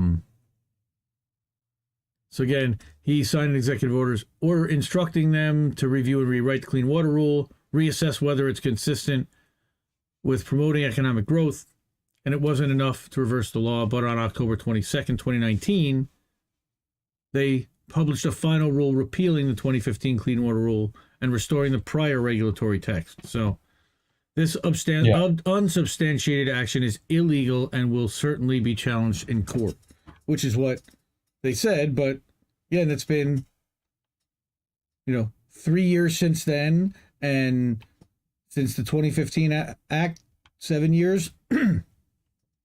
Yeah. And then again, this is what's at stake.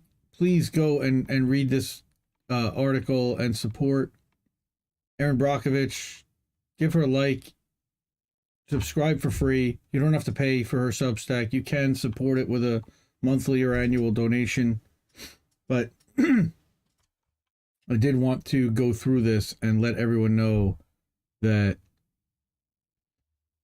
there is a lawsuit that's going to be coming about fracking again, and about clean water, and it's Sackett versus EPA, defining exactly what the waters of the United States are, and that's important as far as what's being regulated and what's, and who's being held accountable for pollutants. So, great stuff. Again, Erin Brockovich. You ever see the movie? They're called boobs, Ed, as the article down here very famously says. They're called boobs, Ed, because Julia Roberts played her in the movie. Yep. So, that is environmental. We got a couple more articles. Next one is... Oof. Steve Donziger inspired this one, I think. But they figured out that they don't really need to jail migrants. So they'll just put an ankle bracelet on them and make them stay in these trailer homes. So this came out of Truth Out. John Deffel, and I believe he's one of the editors, he's a blue check publisher. Okay. That Biden admin is launching a new program of digital incarceration, otherwise known as electronic monitoring, for migrants caught crossing the border. Incarceration. Mm-hmm. Yeah. So it's officially called home curfew.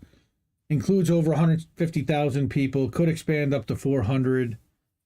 And of course, who's going to make money off it? The BI Incorporated subsidiary of private prison giant Geo Group. Gross. For-profit. And I think that's connected back to BlackRock too, so even funner there. Yeah. Like everything's owned by BlackRock, so yeah. Right. So Rashida, another strongly worded letter delivered from 24 members of Congress, including Rashida, to DHS opposing the programs, okay, including the new home curfew requirements. They also criticized the program's massive budgetary increases from $28 million in 2006 to $475 million in 2021. That's a bit much. Yep. So again, seeking to retool some aspects of border enforcement rather than adopt an approach that radically breaks with that of Trump and his predecessors. Blue Trump. Yep. You voted for Blue Trump. Yep. You voted for Blue Trump if you voted for Biden. In so many ways. And actually worse, because Trump wasn't looking to escalate war with Ukraine or specifically with Russia over Ukraine.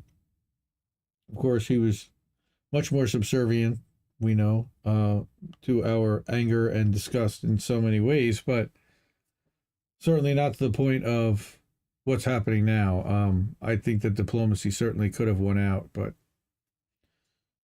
so far, nobody seems to want to have diplomacy, and the defense contractors certainly don't want to encourage diplomacy, and that's why you don't see cooler heads prevailing right now, unfortunately. So, why is my puppo just like staring into a corner? You see, White. is that that's not a window?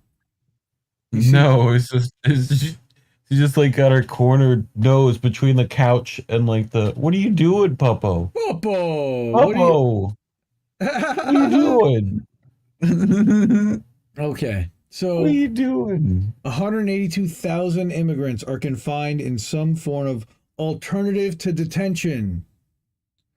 Oh God, that number's up from 83,000 in September of 2019. So a lot of this has No, happened. they're not cages Well, no, because they're allowed to roam around outside, but they have ankle bracelets. outside. And Yeah. what happens if their ankle bracelet, if they go outside that area, Mm-hmm. you don't want to know. Yeah. Right? They include they think, I guess this is more humane than the cages. So they're just slightly larger cages that allow you to breathe outside, which is better, I guess. Well, and it'll also freeze up prison beds. You know? But there's beds in these facilities. Right. So. Yep. Yeah, you can pay for your own jail cell.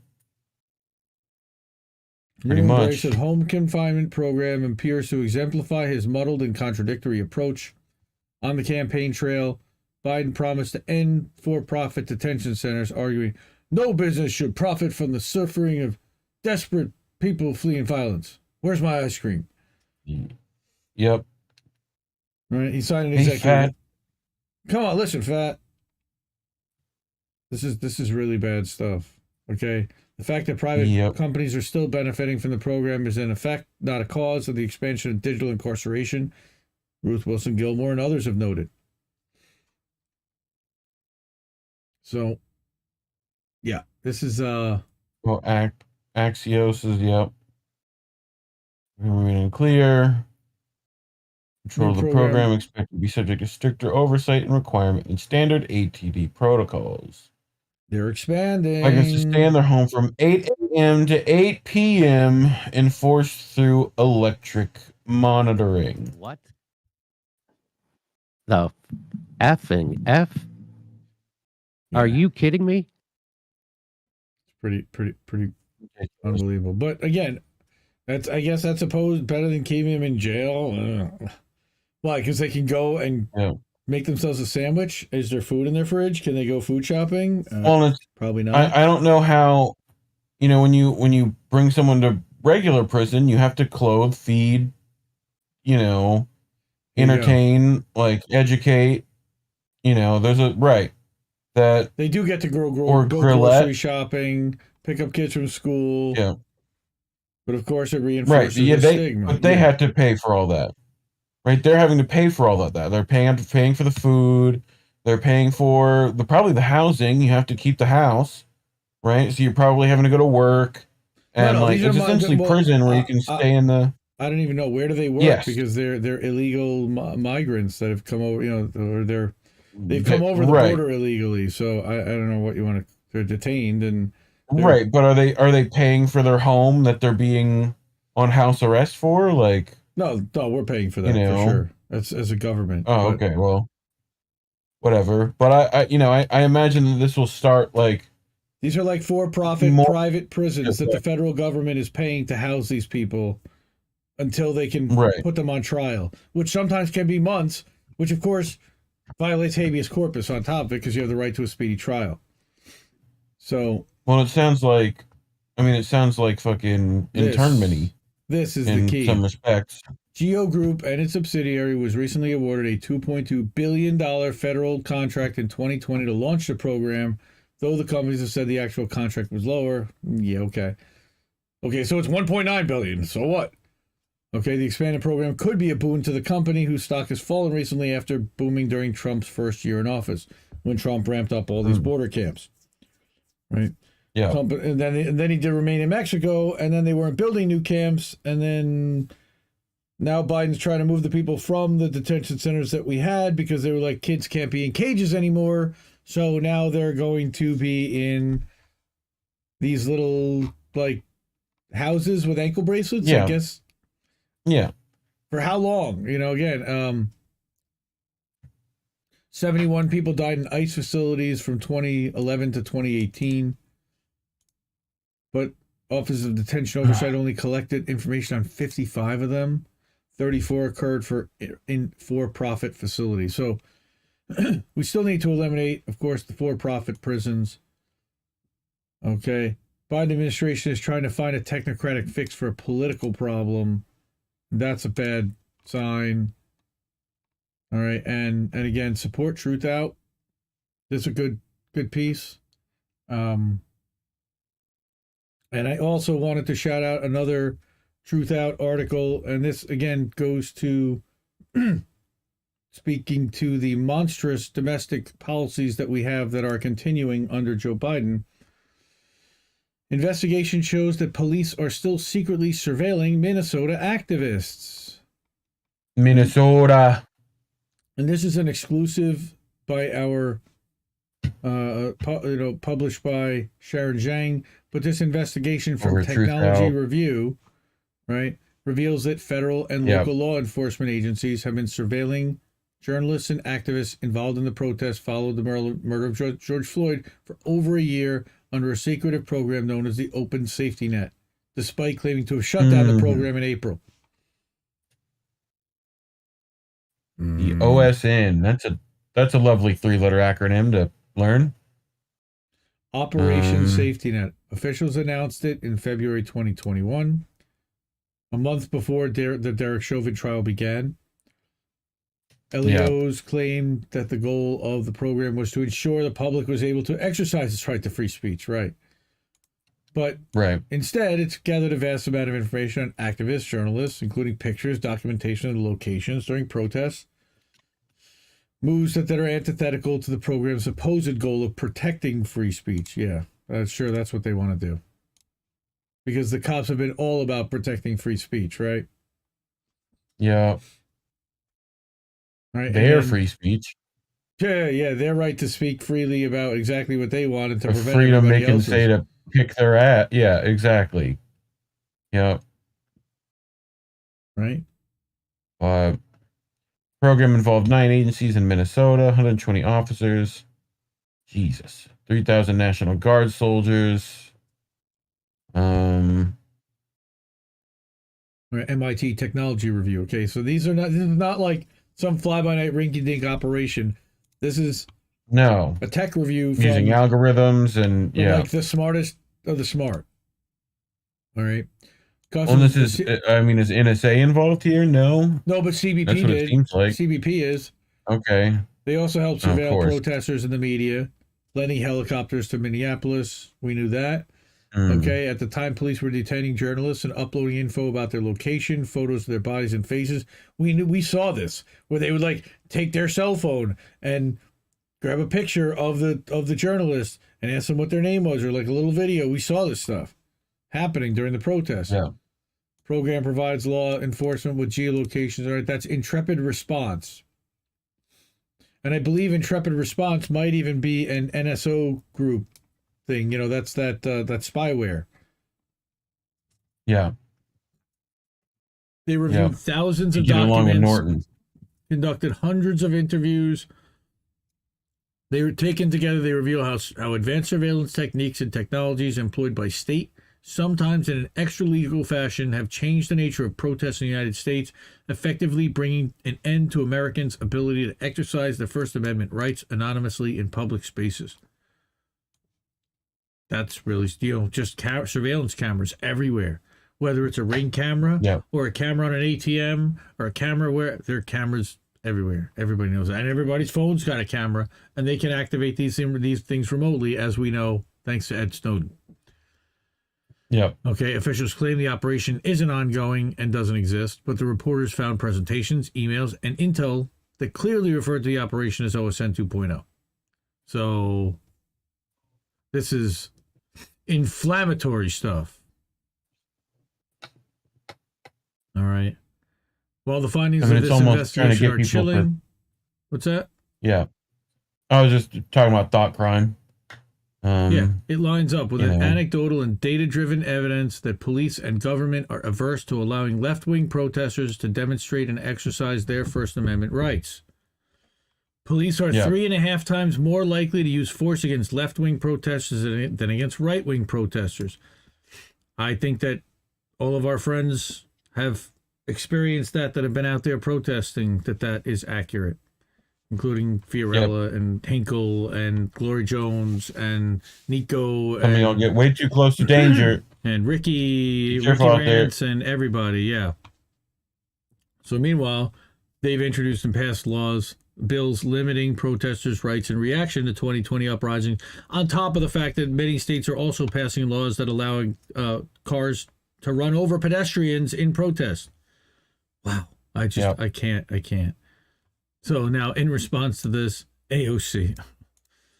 Shout out to everyone working to explode funding for surveillance programs like these across the country under the guise of fund the police, when in fact police budgets are already at some of their highest levels in U.S. history across the country. No facts, just vibes. And she's not wrong, but just vibes. Thanks for the virtue signal. Appreciate that. Yeah. Sharon Zhang, member of the All-Star team. I've reached out to her, told her, love her work, appreciate her so much. She's one of the best out there. ACAP. Yeah, that fucking helmet looks dumb. Yeah. Why do you need that red stripe right in the middle of your fucking eyeball? Seems dumb. All right, nobody can it's see like when you get that car that's got the like bar across the, you know, like that little bit of tint right in the wrong spot in the car, you know? Like where you gotta look under it all the time. I got two more stories real quick, and they're good news, and we can whip through them quick, and then we get to boats, because I missed boats last week, and I need some mind bleach. So let's get to. You need some avoidance. Let's get to. Alrighty. We talked about a bit of this, right? Yay for workers. Last week, actually, I believe Noli and I covered a story about REI workers walking out on the job and holding out. And this week we got REI workers in New York City win a union. And this was in I think we also talked a bit about it. I think maybe it was 2 weeks ago. Socialist Alternative, that is the organization Shama Sawant is a member of, and she's actually mentioned here. Okay. And they are joining the RWDSU, which is the organization that, of course, the Amazon wholesale workers also want to join. They voted 88 to 14. Oh, God. 1488, of course, it had to be. That's terrible, but that's a terrible coincidence. But it's a landslide victory won by workers, despite a massive union-busting campaign by the company. And it'll give confidence to other workers fighting to unionize, including Starbucks baristas. And we're going to talk about them in a minute. Right, so REI workers are fighting for a living wage, reliable hours, greater control over scheduling, stronger COVID and other safety policies, and an expansion of healthcare to cover more employees sooner. Okay. Shama Sawant's office and Socialist Alternative look forward to fighting alongside them when they begin their struggle, and Soho, when they begin to struggle to win these demands during their first contract negotiation. We also stand with REI workers in Seattle and other cities who are undoubtedly inspired by the Soho unionization victory and want to build upon it. So looking at who is REI, they have $3 billion in annual revenue. And they force employees to work a full year without qualifying for health insurance. That's insane. That's insane. Even then, only to those who work 20 hours a week or more. And in one of the most expensive cities. They aren't going to give you. REI pays workers less than $19 an hour. So no health care and less than $19 an hour to live in a major city. That usually you require $30 an hour.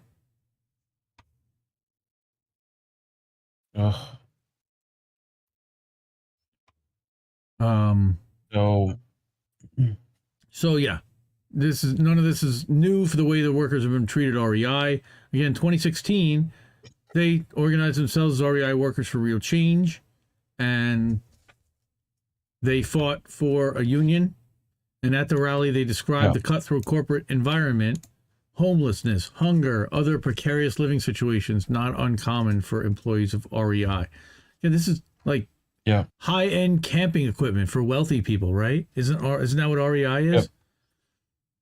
Yes and no. Like, I mean, but yeah, like it's They actually have pretty good service about if you need stuff like that. You know, my mom's been environmental forever, and you need to be able to, like, if you're gonna be out in the field, you're gonna need stuff, like, and they tend to do a pretty good job of like, what do you actually need? All right, here's what you know, like they have some pretty knowledgeable people that work there, you know. I mean, this is amazing. Their chief diversity officer began with a land acknowledgement to the Ohlone tribe before launching into an anti-union propaganda offensive.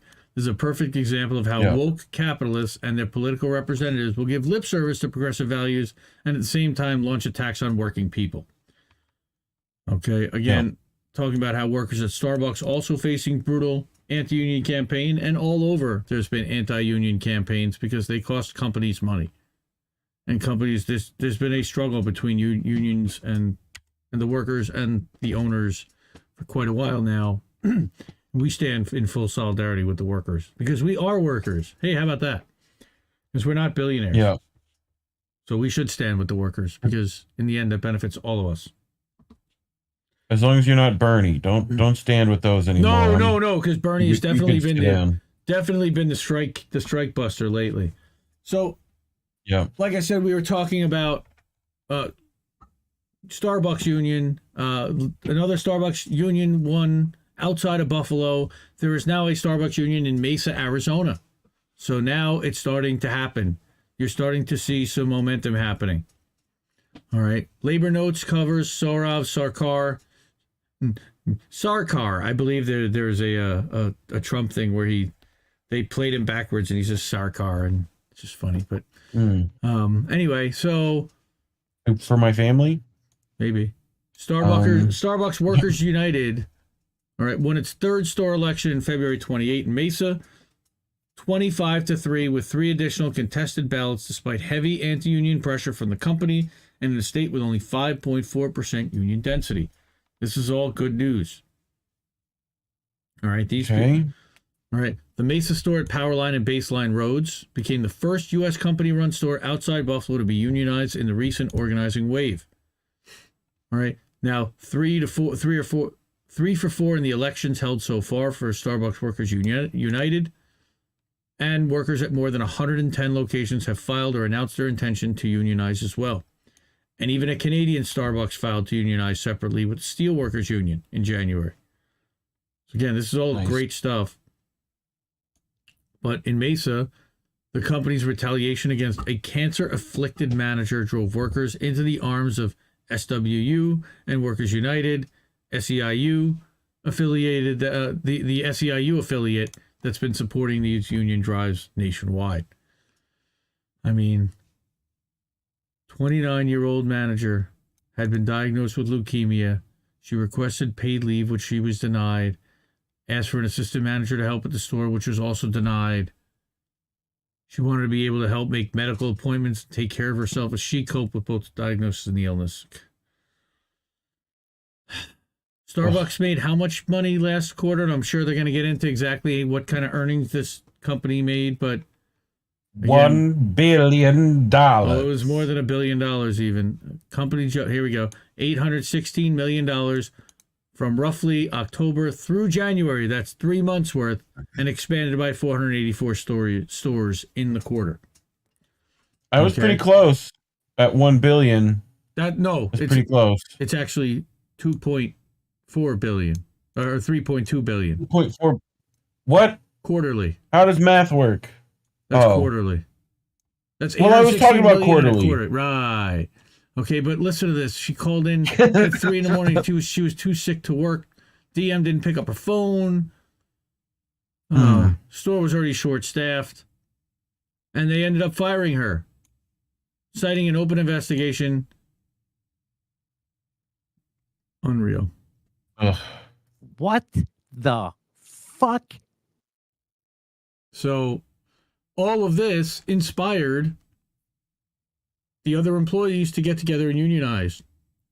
As I said, if that can be done to her, that can be done to all of us.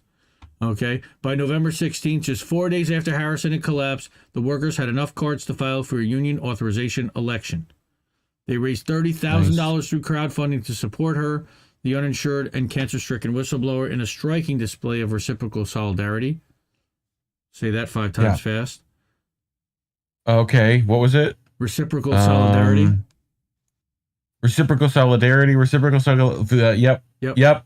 That's reciprocal solidarity. Okay, we know about the Memphis store. That's in Martin Luther King. You know, where Martin Luther King was shot. They fired 7 unionizing workers, and we know about some of the stuff that they've done to try to break these unions. But people who sit behind a computer do not know how to make a latte. They don't know how to clean a toilet, and we need to have a say, 100%.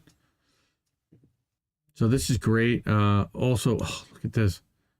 Anti-Semitism on top of everything. Oh, fun. Right? Because she had a swastika painted on her house and the mezuzah torn off her front door. Oh, not the mezuzah. Dude, I've got one in every doorway. And that's fucked up. That leads my house into my kids' doorways, to the bedrooms. District manager suggested that she try to understand where the person who did it was coming from. Hate speech. What's the mezuzah again? It's like a little candle thing. No, it's a little Torah that's screwed to the side of the doorpost. That makes sense. I mean, I'm Christian. Even I find it off-putting to have her reading a Christian story at the holiday meeting, which is weird. Stalling intimidation tactics, as we are used to, right? Yeah. Where she was diagnosed with cancer, Starbucks wouldn't add a single assistant manager to help the workers in Mesa. Now it added 3, and that was the one in Alabama, where they. No, that's in Mesa. Oh, look at that. The company, and this is something that we reported on a couple weeks ago. They start flooding the store with management. Why? Yeah. They put too many managers and not enough workers. Yeah, we call them babysitters. We're not allowed to be there without them. Right? They're held into captive group meetings, and they're being told that they want them to vote no, and it's really weird. They're not allowed to do, right? That's illegal, it's totally yes? it's union busting. 100%. It's violation of NLRB practices and national law, worker law. So again, the day the Mesa workers filed their cards with the NLRB, they met over Zoom with Carl Cochran, who told them what union busting tactics to expect. Starbucks uses the same playbook everywhere, and we know the ins and outs of it. It's really fulfilling to be able to help other stores. So what are they doing, right? Night workers may never talk to day workers before that. Now they're all in the same group chat. They're all going out for food and attending parties together. Discord, Telegram, Twitter, incredibly effective. Yep. Again, next up, Seattle and Boston. So, some good news. And here, check out, tinyurl.com/Starbucks Solidarity, and you can hook up with the workers. And let me drop this into chat. It's a Google Doc that shows how you can help out the workers.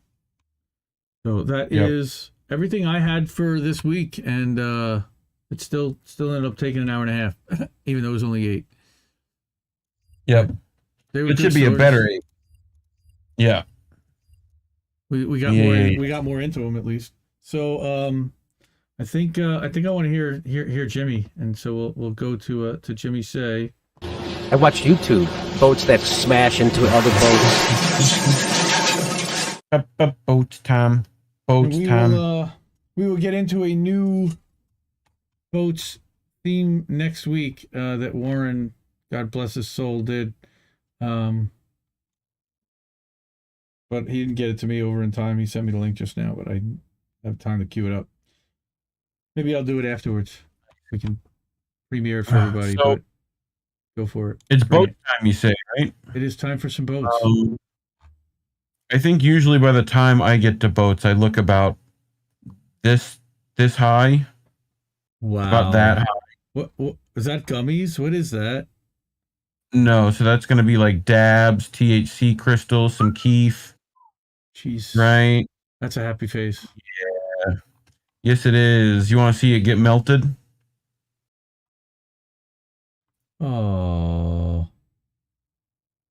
Oh my God. Oh my word. How many people did that get high? I had one. I hope me. I want. Dude. Look, the oil's not even like. Dude, you would be under the table. Look at that. It's like hit another thing. Free. Wow. Ooh, it looks weird coming back. Yes, it does. But I just thought we'd get started with that. That felt like a good start. So when you have guests over, you got to get the good china out. Delft. You know, that is Delft from Amsterdam, actually, and I have been to like Delft museums, and that is their like famous national product. Nice. I'll take one. Looks good to me. Mm-hmm. So when you open this Snapple, you're gonna have a good day. You know, life is too short to smoke mids, and I feel like that's the advice Snapple needs to give us right now. Yeah, I think that it definitely is. It was at this moment little Sarah realized why Daddy's brownies are off limits. Oh my god! Oh my god, the brownies! Look at the hair. Fucking... Oh my god, the hair. All the hair. It's all like bowl cuts. It's the worst. So me, I'm just gonna get high and do some laundry. 2 hours later. Weren't you supposed to do laundry? Me. Yeah. Fucking laundry? Yeah. What you talking what about? The fuck? Dude, I remember that. Wait, you know what that's from? I believe that is from Different Strokes, and that is Arnold's friend Dudley. Is it? I believe that is Arnold's friend Dudley. Either Did he find... Or it could be Kenny from The Cosby Show. Did he find Grady's wild parsley? Is that what happened? Did he find Grady's wild parsley? Oh my god, that was so funny, from Sanford and Son. Yeah, this guy got into the wild parsley. Look at the doggo. Look at the Dabo. Look at all the freaking cartridges hanging around him. Yep. Nice. This guy poses for a picture well. Nice. This doggo also poses for pictures well. Look at the doggo. Oh my god. Ruh-roh. Like rungs. Fucking baked potato. It's just a baked potato. That's all it is. It's nothing, I swear. It's just a baked potato, officer. Fucking shout out to Jesse Jett, who loves to smoke through an apple. Fucking apple pipe. I gotta get him a glass apple pipe. When's his birthday? I gotta pick him up one of those. Every day's his birthday. So world's largest bong? Can we make a trip? Oh my god! Can we make it's the Liberty Bong. Can we make a trip? It's the Liberty Bong. Look at the cars. I want to go. And if this isn't a real bong, we need to make the world's largest bong and smoke out of it. That needs to be what we do. So do you like bananas? You don't like bananas, right? You're one of the few people that don't like. I'm not a banana fan. No. Oh, I'm not a fan of banana. So banana. The fuck is that? That's a mongoloid banana. No offense to Mongols. Wow. That's actually a thick and juicy banana. It's a big banana, right? My kids would like that. That's like a double. It's actually like a double. Like two of them kind of merged, smushed to. Yeah, that kind of looks like two bananas. Yeah, it's two bananas. Like, yep. I'll take that shit. Make some bananas Fosters out of that. How many bananas you use for Fosters? Just one. Like,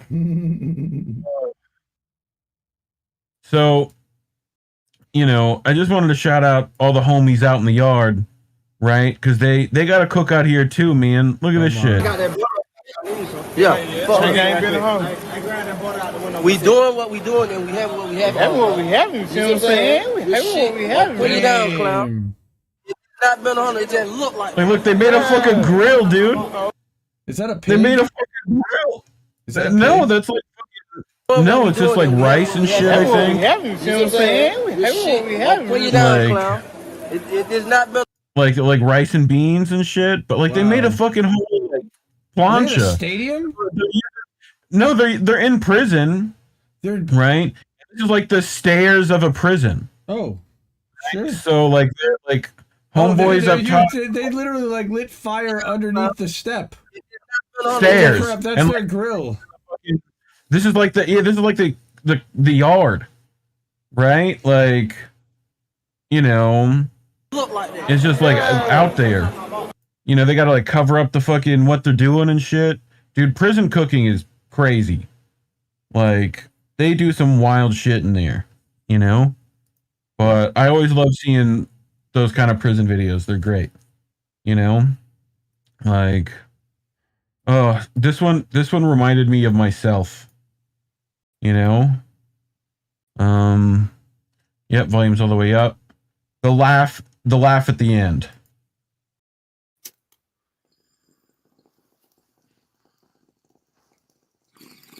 Dude,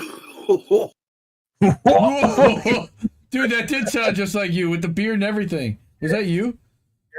No, it wasn't me. It wasn't Dude, me. Dude, the face can't even be you. Is that?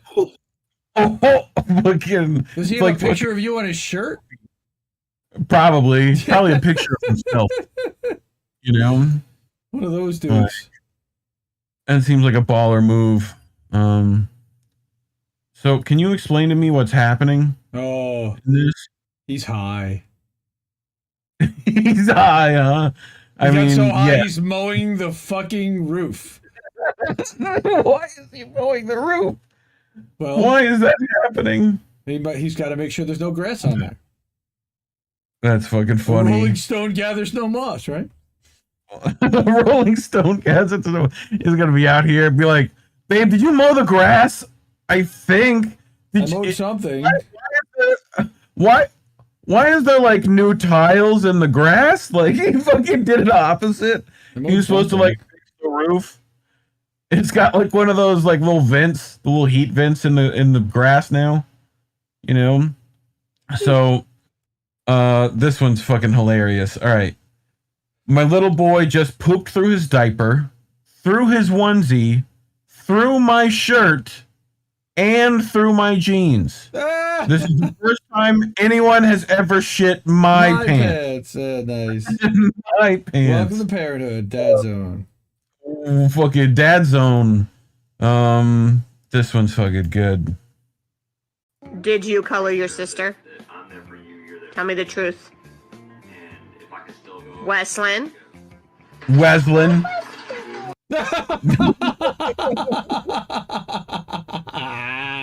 No, I didn't do shit. No, the look just says I'm not guilty. Yep. I am not guilty. Oh. What else I got? So this Fat Tuesday was last Tuesday, right? Yeah. Tell me something, mister.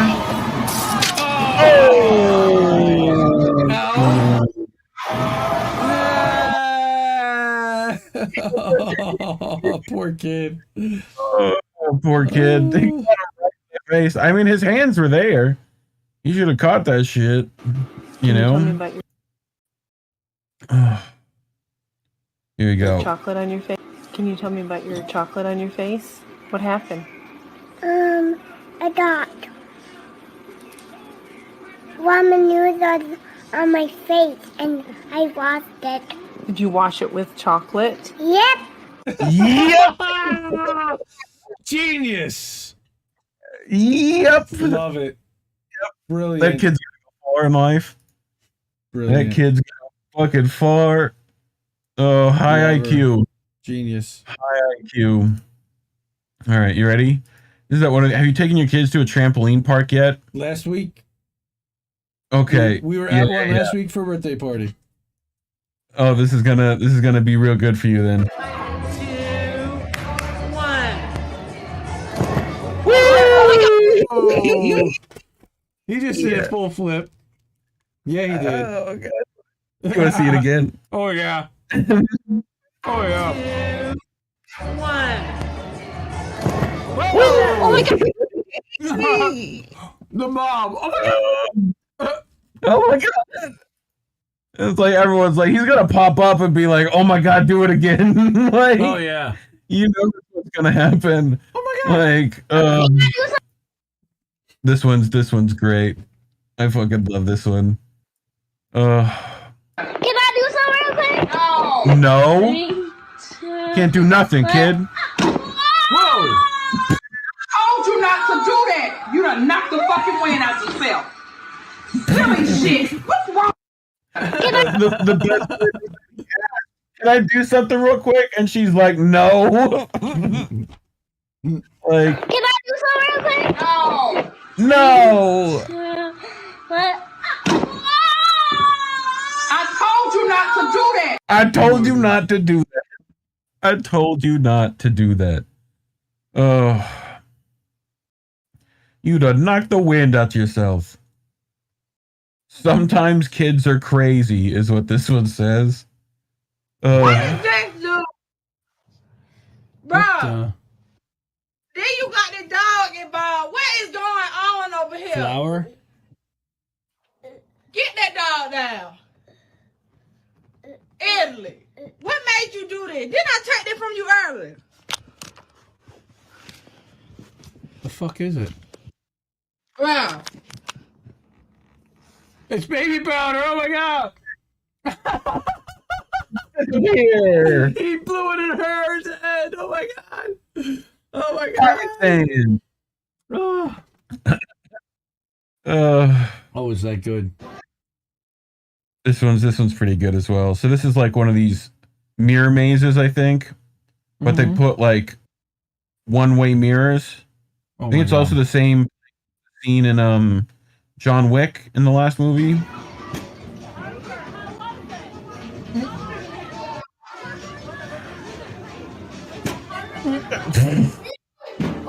Oh. Oh. Boink. Boink. Donk. Oh. See you later, Colin. Oh.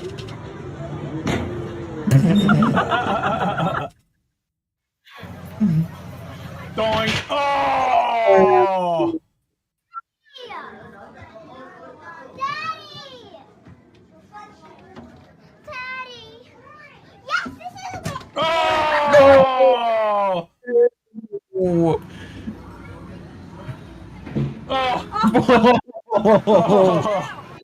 Oh! Oh! Boom!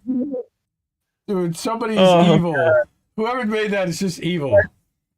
That is the fact that someone wrong. knew to be like filming all the time, like, you know. Wow. So. Okay. Do you notice? Thing? This is a horse thing or a dog thing? Pay attention to the background. It's a horse thing, right? Okay. But we got the news anchor here. Fucking kid, we got to get out of here. We're in the shop. God. He goes limp. Oh, God. Nice. Fucking kid, get the fuck out. I did that to my kid today.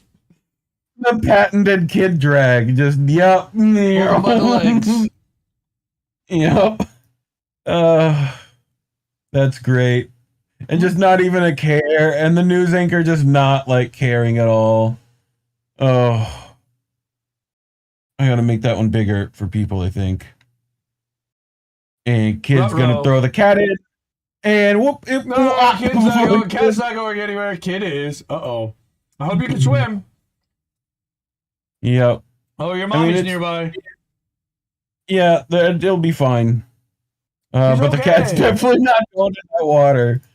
Ooh. But ironically, this post won't be allowed there. That's pretty funny. Which way do I go? This way. There we go. Our instant karma.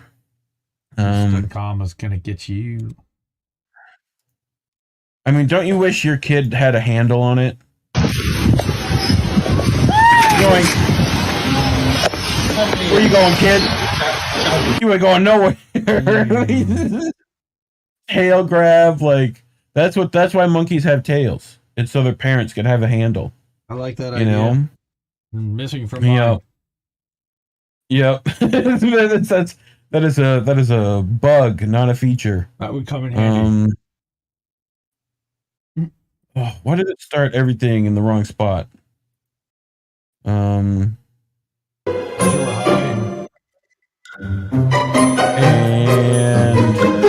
get out of here, you fucking slug! Wow. Fucking, he's out of there. He's like, oh fuck this, I'm out. Oh, you wanna play? You seem cool, you wanna play? Fuck it out of here! I'm fucking. Oh my god! Fucking. He's also on the a little leash. fucking scurry down. The little scurry down the stairs is fucking hilarious. He's also leashed. Oh up. shit! Look, I'm sorry. Yep. Oh. So, have you seen the goat ski? I think you showed me the this. greatest of all time. Oh, I think this is new. Gone. Wow. Just gone. Down the fucking mountain it goes. What's a mountain goat? Like, that is a mountain goat. Like, dude, that's like downhill, like slalom. How fast you think he's going? Like, not slow. We are not low. No. Just ridiculous. He was not low. What else we got? Oh my god. Just some Florida shit.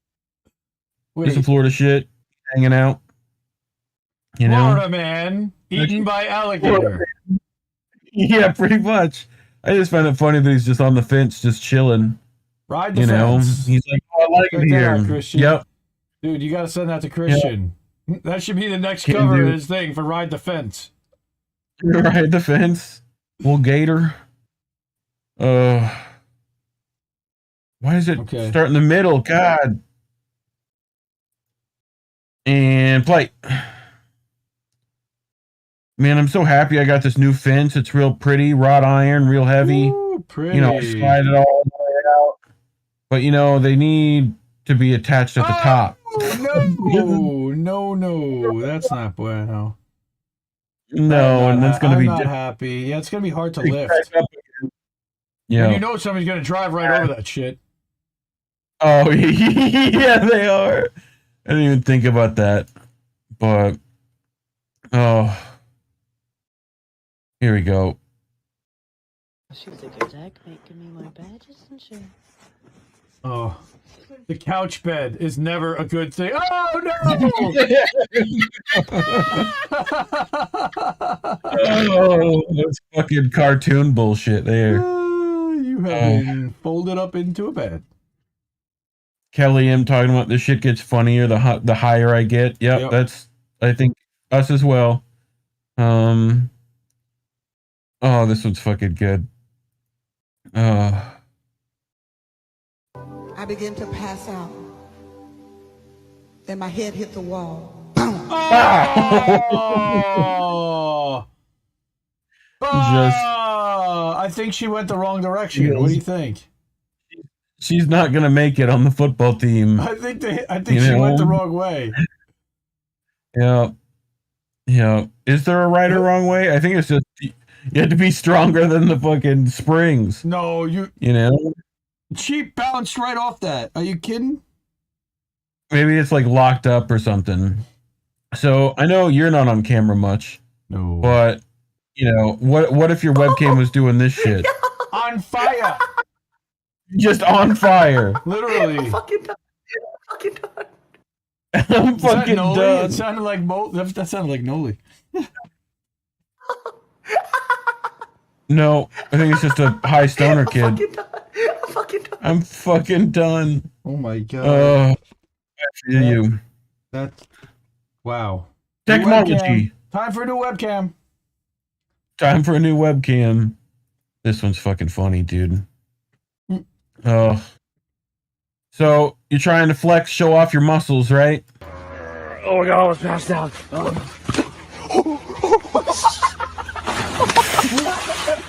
What the fuck happened? Oh my god. Wait. Oh my god, I almost passed out. Oh, I'm passing out. Like, wait, what? Oh my god, I almost passed out. Was he like holding his breath for like 30 seconds? yeah, he was like, no, he was just like trying to flex. Show off his fucking, he's been at the gym. He lifts. Damn, that's bad. And he just made himself pass out. This one's a long one, but a good one. So, who do you think runs the world? Girls! No. Not even. Since the 1970s, 2 corporations have gobbled up most of the Earth's companies. Vanguard and BlackRock. And you might be like, Tony, that's ridiculous. I go to stores all the time and I see competing brands everywhere. The market has genuine competition because I can buy this or that or this or that. But all publicly traded companies have boards where the largest shareholders make the decisions. So when we investigate who are the largest shareholders of all these companies, okay, for those listening on the podcast, she is doing a really interesting dance. You might want to check the video on this. Interpretive dance? So we have a monopoly inside of a monopoly. Vanguard and BlackRock own Coke and they own Pepsi. They own Apple and they own Android, i.e. Microsoft. They own American Airlines. Android's Google. They own solar. They own eBay and they own Amazon and they own the car companies and the pharmaceutical companies and the tobacco companies, the food companies, the clothing companies, the companies, the banks, the banks, the banks, the banks, the banks, the banks, the banks, the banks. No matter what industry. Oh, we got to clip that for Courtney. Making the decisions. Call me a dingleberry, but if you own all the competing companies in the free market, then I don't think the market is all that free. But who are they? The CEO and founder of BlackRock is Larry Fink. But then BlackRock has a board. The largest shareholder is Vanguard. And who's in Vanguard, you might wonder? Nobody knows! Yeah, I guess it's just private information. Probably the rich families on the planet, like the DuPonts, the Rockefellers, the Rothschilds, the Bushes. Bush. And P.S., if the division of companies is, then what does that say about the division of nations? Rich people don't need passports when they travel on their private jets. Borders are meaningless to the elite except as a tool of nationalism to pit us against each other. And we all know corporate dollars go into politics, and if all those corporations are owned by the same people, that means both political parties are definitely owned by the same people. So how do we stop it? Well, I actually have the answer. All we gotta do is... That's the payoff. All we gotta do is... Nice. Oh, I just thought, it was interpretive dance. It was informative. You got to have some culture along with your dumbness. Oh! Is that a TikTok dance? Why? Is that what they would consider a TikTok dance, or is that a K-pop? Oh! Or is that a K-pop dance? I think it was interpretive. Ow. What happened? Ow. He hit his head on the cord. There's like a fucking cable running across there. Oh, there sure is. He got hung. Top of his dome. Ow. Yeah. Look, okay. Check your surroundings, people. Thank you. We got another one. We got another skateboardums. Oh. And still fuck. And stuff like that. Almost made it down the stairs. Almost. So, and fucking didn't make it. What? It's funny because it's boats. Oh! And it's a dude smashing into a boat. That's close enough than boats smashing into boats. Yeah. That's a rare occurrence I'm finding. Yes. You know? Whee! Dude smashing through trampolines! Oh, God. Yeah. And a flat, just to flat. Like, and his this is never a good idea. Because he was definitely supposed to go in the pool. Yeah. Like, this is never a good idea to try to jump off a roof onto a trampoline. I did not see him moving there at the end. No, he's good. He's okay. He's fine. Okay. All right. Enough. He's good. I've seen that enough times. Yep. That hurts. Yep. Yep. Here we go. Full screen. Motorcycles are cool. I love my... Oh, shit. My motorcycle fell here. Maybe if I just use a little gas to help pick it up and... Oh, shit. Fucking... Uh-oh. Maybe you can Oh, he's good. Maybe you can help me. Oh, God. Why?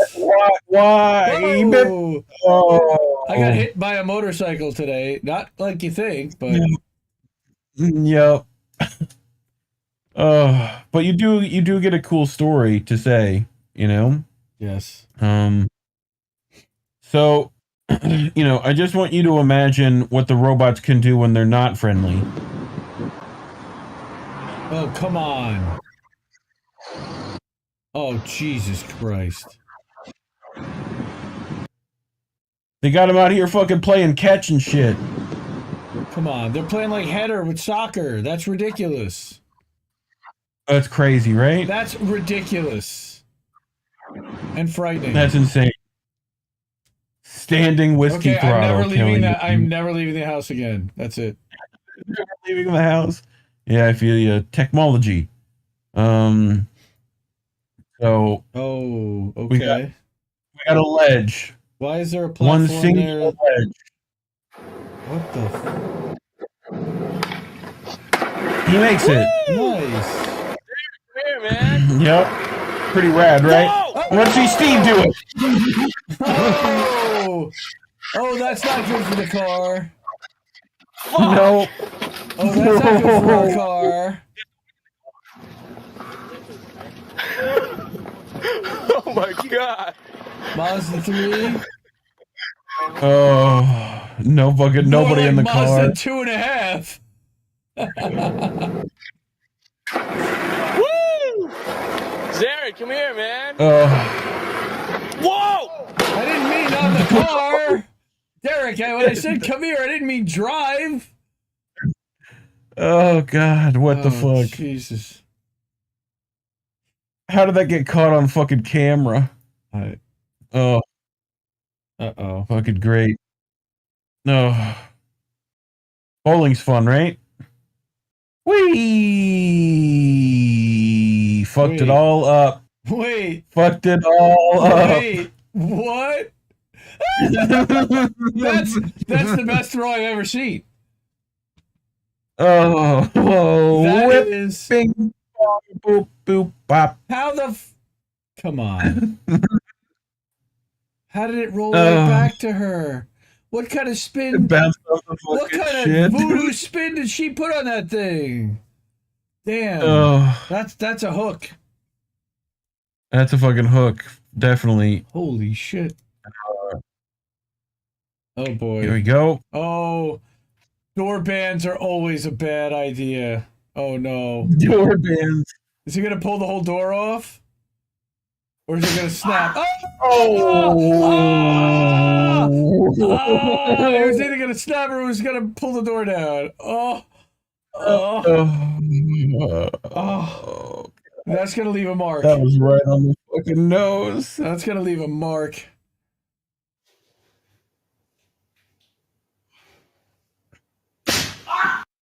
No, the sound.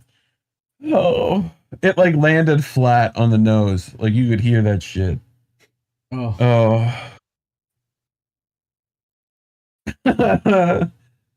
Oh shit! Yeah, we got a few more. We got a few more skateboarders. They're gonna take each other out. Whoa! The crowd goes wild. Oh, saved himself from like pretty nasty cheese grater. Like, did he? Like, so What, this is picking their downhill. chest up? Yeah. Well, they have little. He should have a little nylon, like plastic or metal sometimes, it's like on the glove. Yeah. Yeah, so that they can like actually like scoop like it was a wave, right? And so he's pushing himself up, so his skin is not directly on pavement. You know, That's smart. Yeah, I still think that his knees are probably hitting pavement. A little bit, yeah, but hopefully the shorts are protecting it. Hopefully he's got a, above the knee jort. Below the knee jort. All right. This shit. People are dumb. What the? Oh! What like the F? What was it? Why? I don't even know what did I just miss? Like in slow-mo. I still didn't see it exactly. I just saw a pop and he went upside down. We'll give a little frame by frame. So there's the explosion there, right? Which drives his shoulders down and then just flips him over himself. Like, okay. Knocked his ass off balance. So I have a few of these guys today because I just love when they fuck up the humans. That's the best part. And oh, gore! Oh, he's okay. He's okay. He's gonna be good. He's gonna be good. He's not gonna get hit again. No! Why? Oh, dude, get hit square like that too is just. Oof. And yeah, looking the other direction both times. Yep, both times. So this is, remember when I was talking about that Tetris theme song? Yep. Oh. That is human Tetris.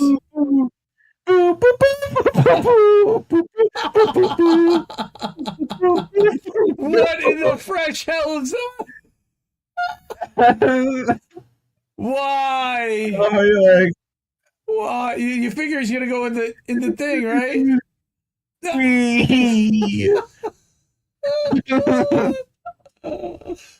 Oh my god. That's great. Wow. I love it. Okay. I love it. Oh no. More hardcore parkour off the fridge. Yep, we got a quality squat though here, you know? And he's wearing Crocs.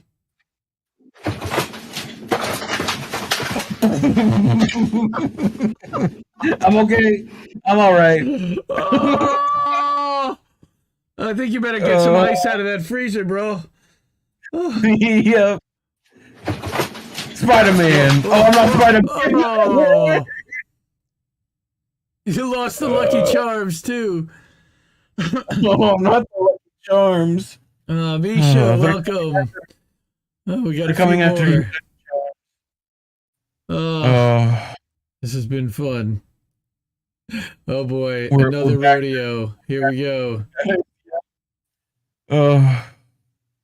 I like the music here. I think it's just enough that we won't get fucking CP'd, you know? We'll see. Oh my god. Here we go. Oh!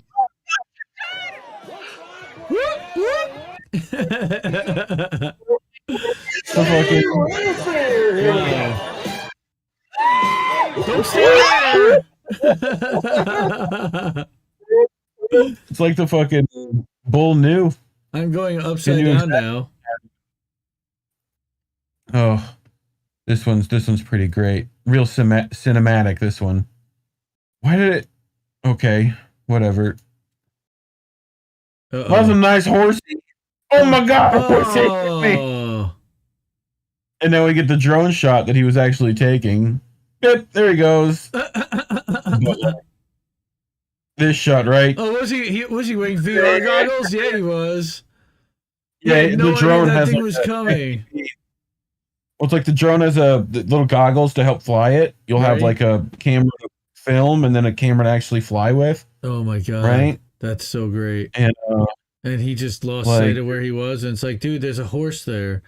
But like, the fucking horse ran right. Horse has this whole field. That horse is an asshole. He just, he just sideswiped him. He just fucking sideswiped him. Fucking clipping. So we had some motorcycle fun earlier. I figured we'd have some real motorcycle fun. You ready? Mm-hmm.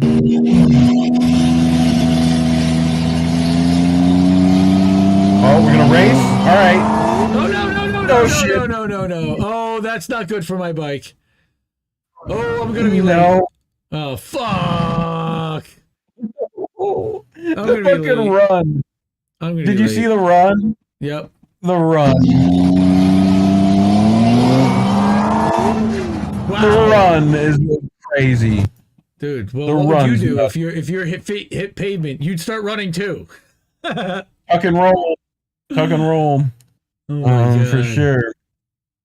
Oh. All right, so I figured I'd end with a bang. You ready? Cool. Enjoying the nice spring weather. Okay, there's something on fire out there.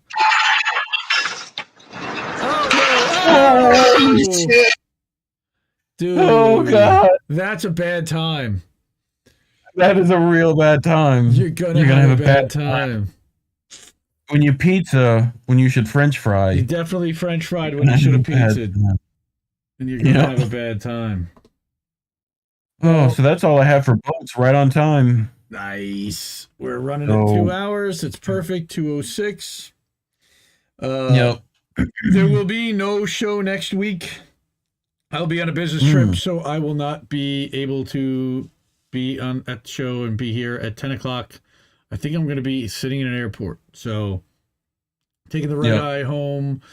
There will be the week after. I'm working still on who the next guest will be for Friends of Indie Left. There are several candidates and a bunch of people who have stepped up and said they are willing to be interviewed and to have a conversation with me, which is great. And I appreciate that. Now we just have to figure out who's going to be next. So long but distinguished list of people that are good friends of the show that we definitely want to give a voice to and hear their story and learn a little bit more about what makes them tick and why they are streaming and stuff about them that we didn't already know and all kinds of fun stuff. So that's Friends of Indie Left. Of course, check out Reefer After Dark every Friday night. I will not be on this Friday night because I will, of course, will still be on the trip. But who you got this week? Do we know? Not yet. I figured I'd throw some darts at a wall and see who comes up. Good stuff. Good stuff. I should do that. I got my axe throwing set up outside. I should put some pictures up and see which one I land on. Badass. So in the meantime, again, I would say please to check out independentleft.news, leftist.today. You can get all the links at independentleft.media. That's our link tree. Go to IndieNews.Network to get all the Indie News Network channels and subscribe to the Substacks, IndieNewsNetwork.substack.com. ReeferAfterDark.substack.com. Actually, Reef has a Substack, so subscribe to that. linktr.ee. linktr.ee/Reef Breland. Drop some weed money. Yep. And at Reef Breland on Twitter. If you don't find me on there.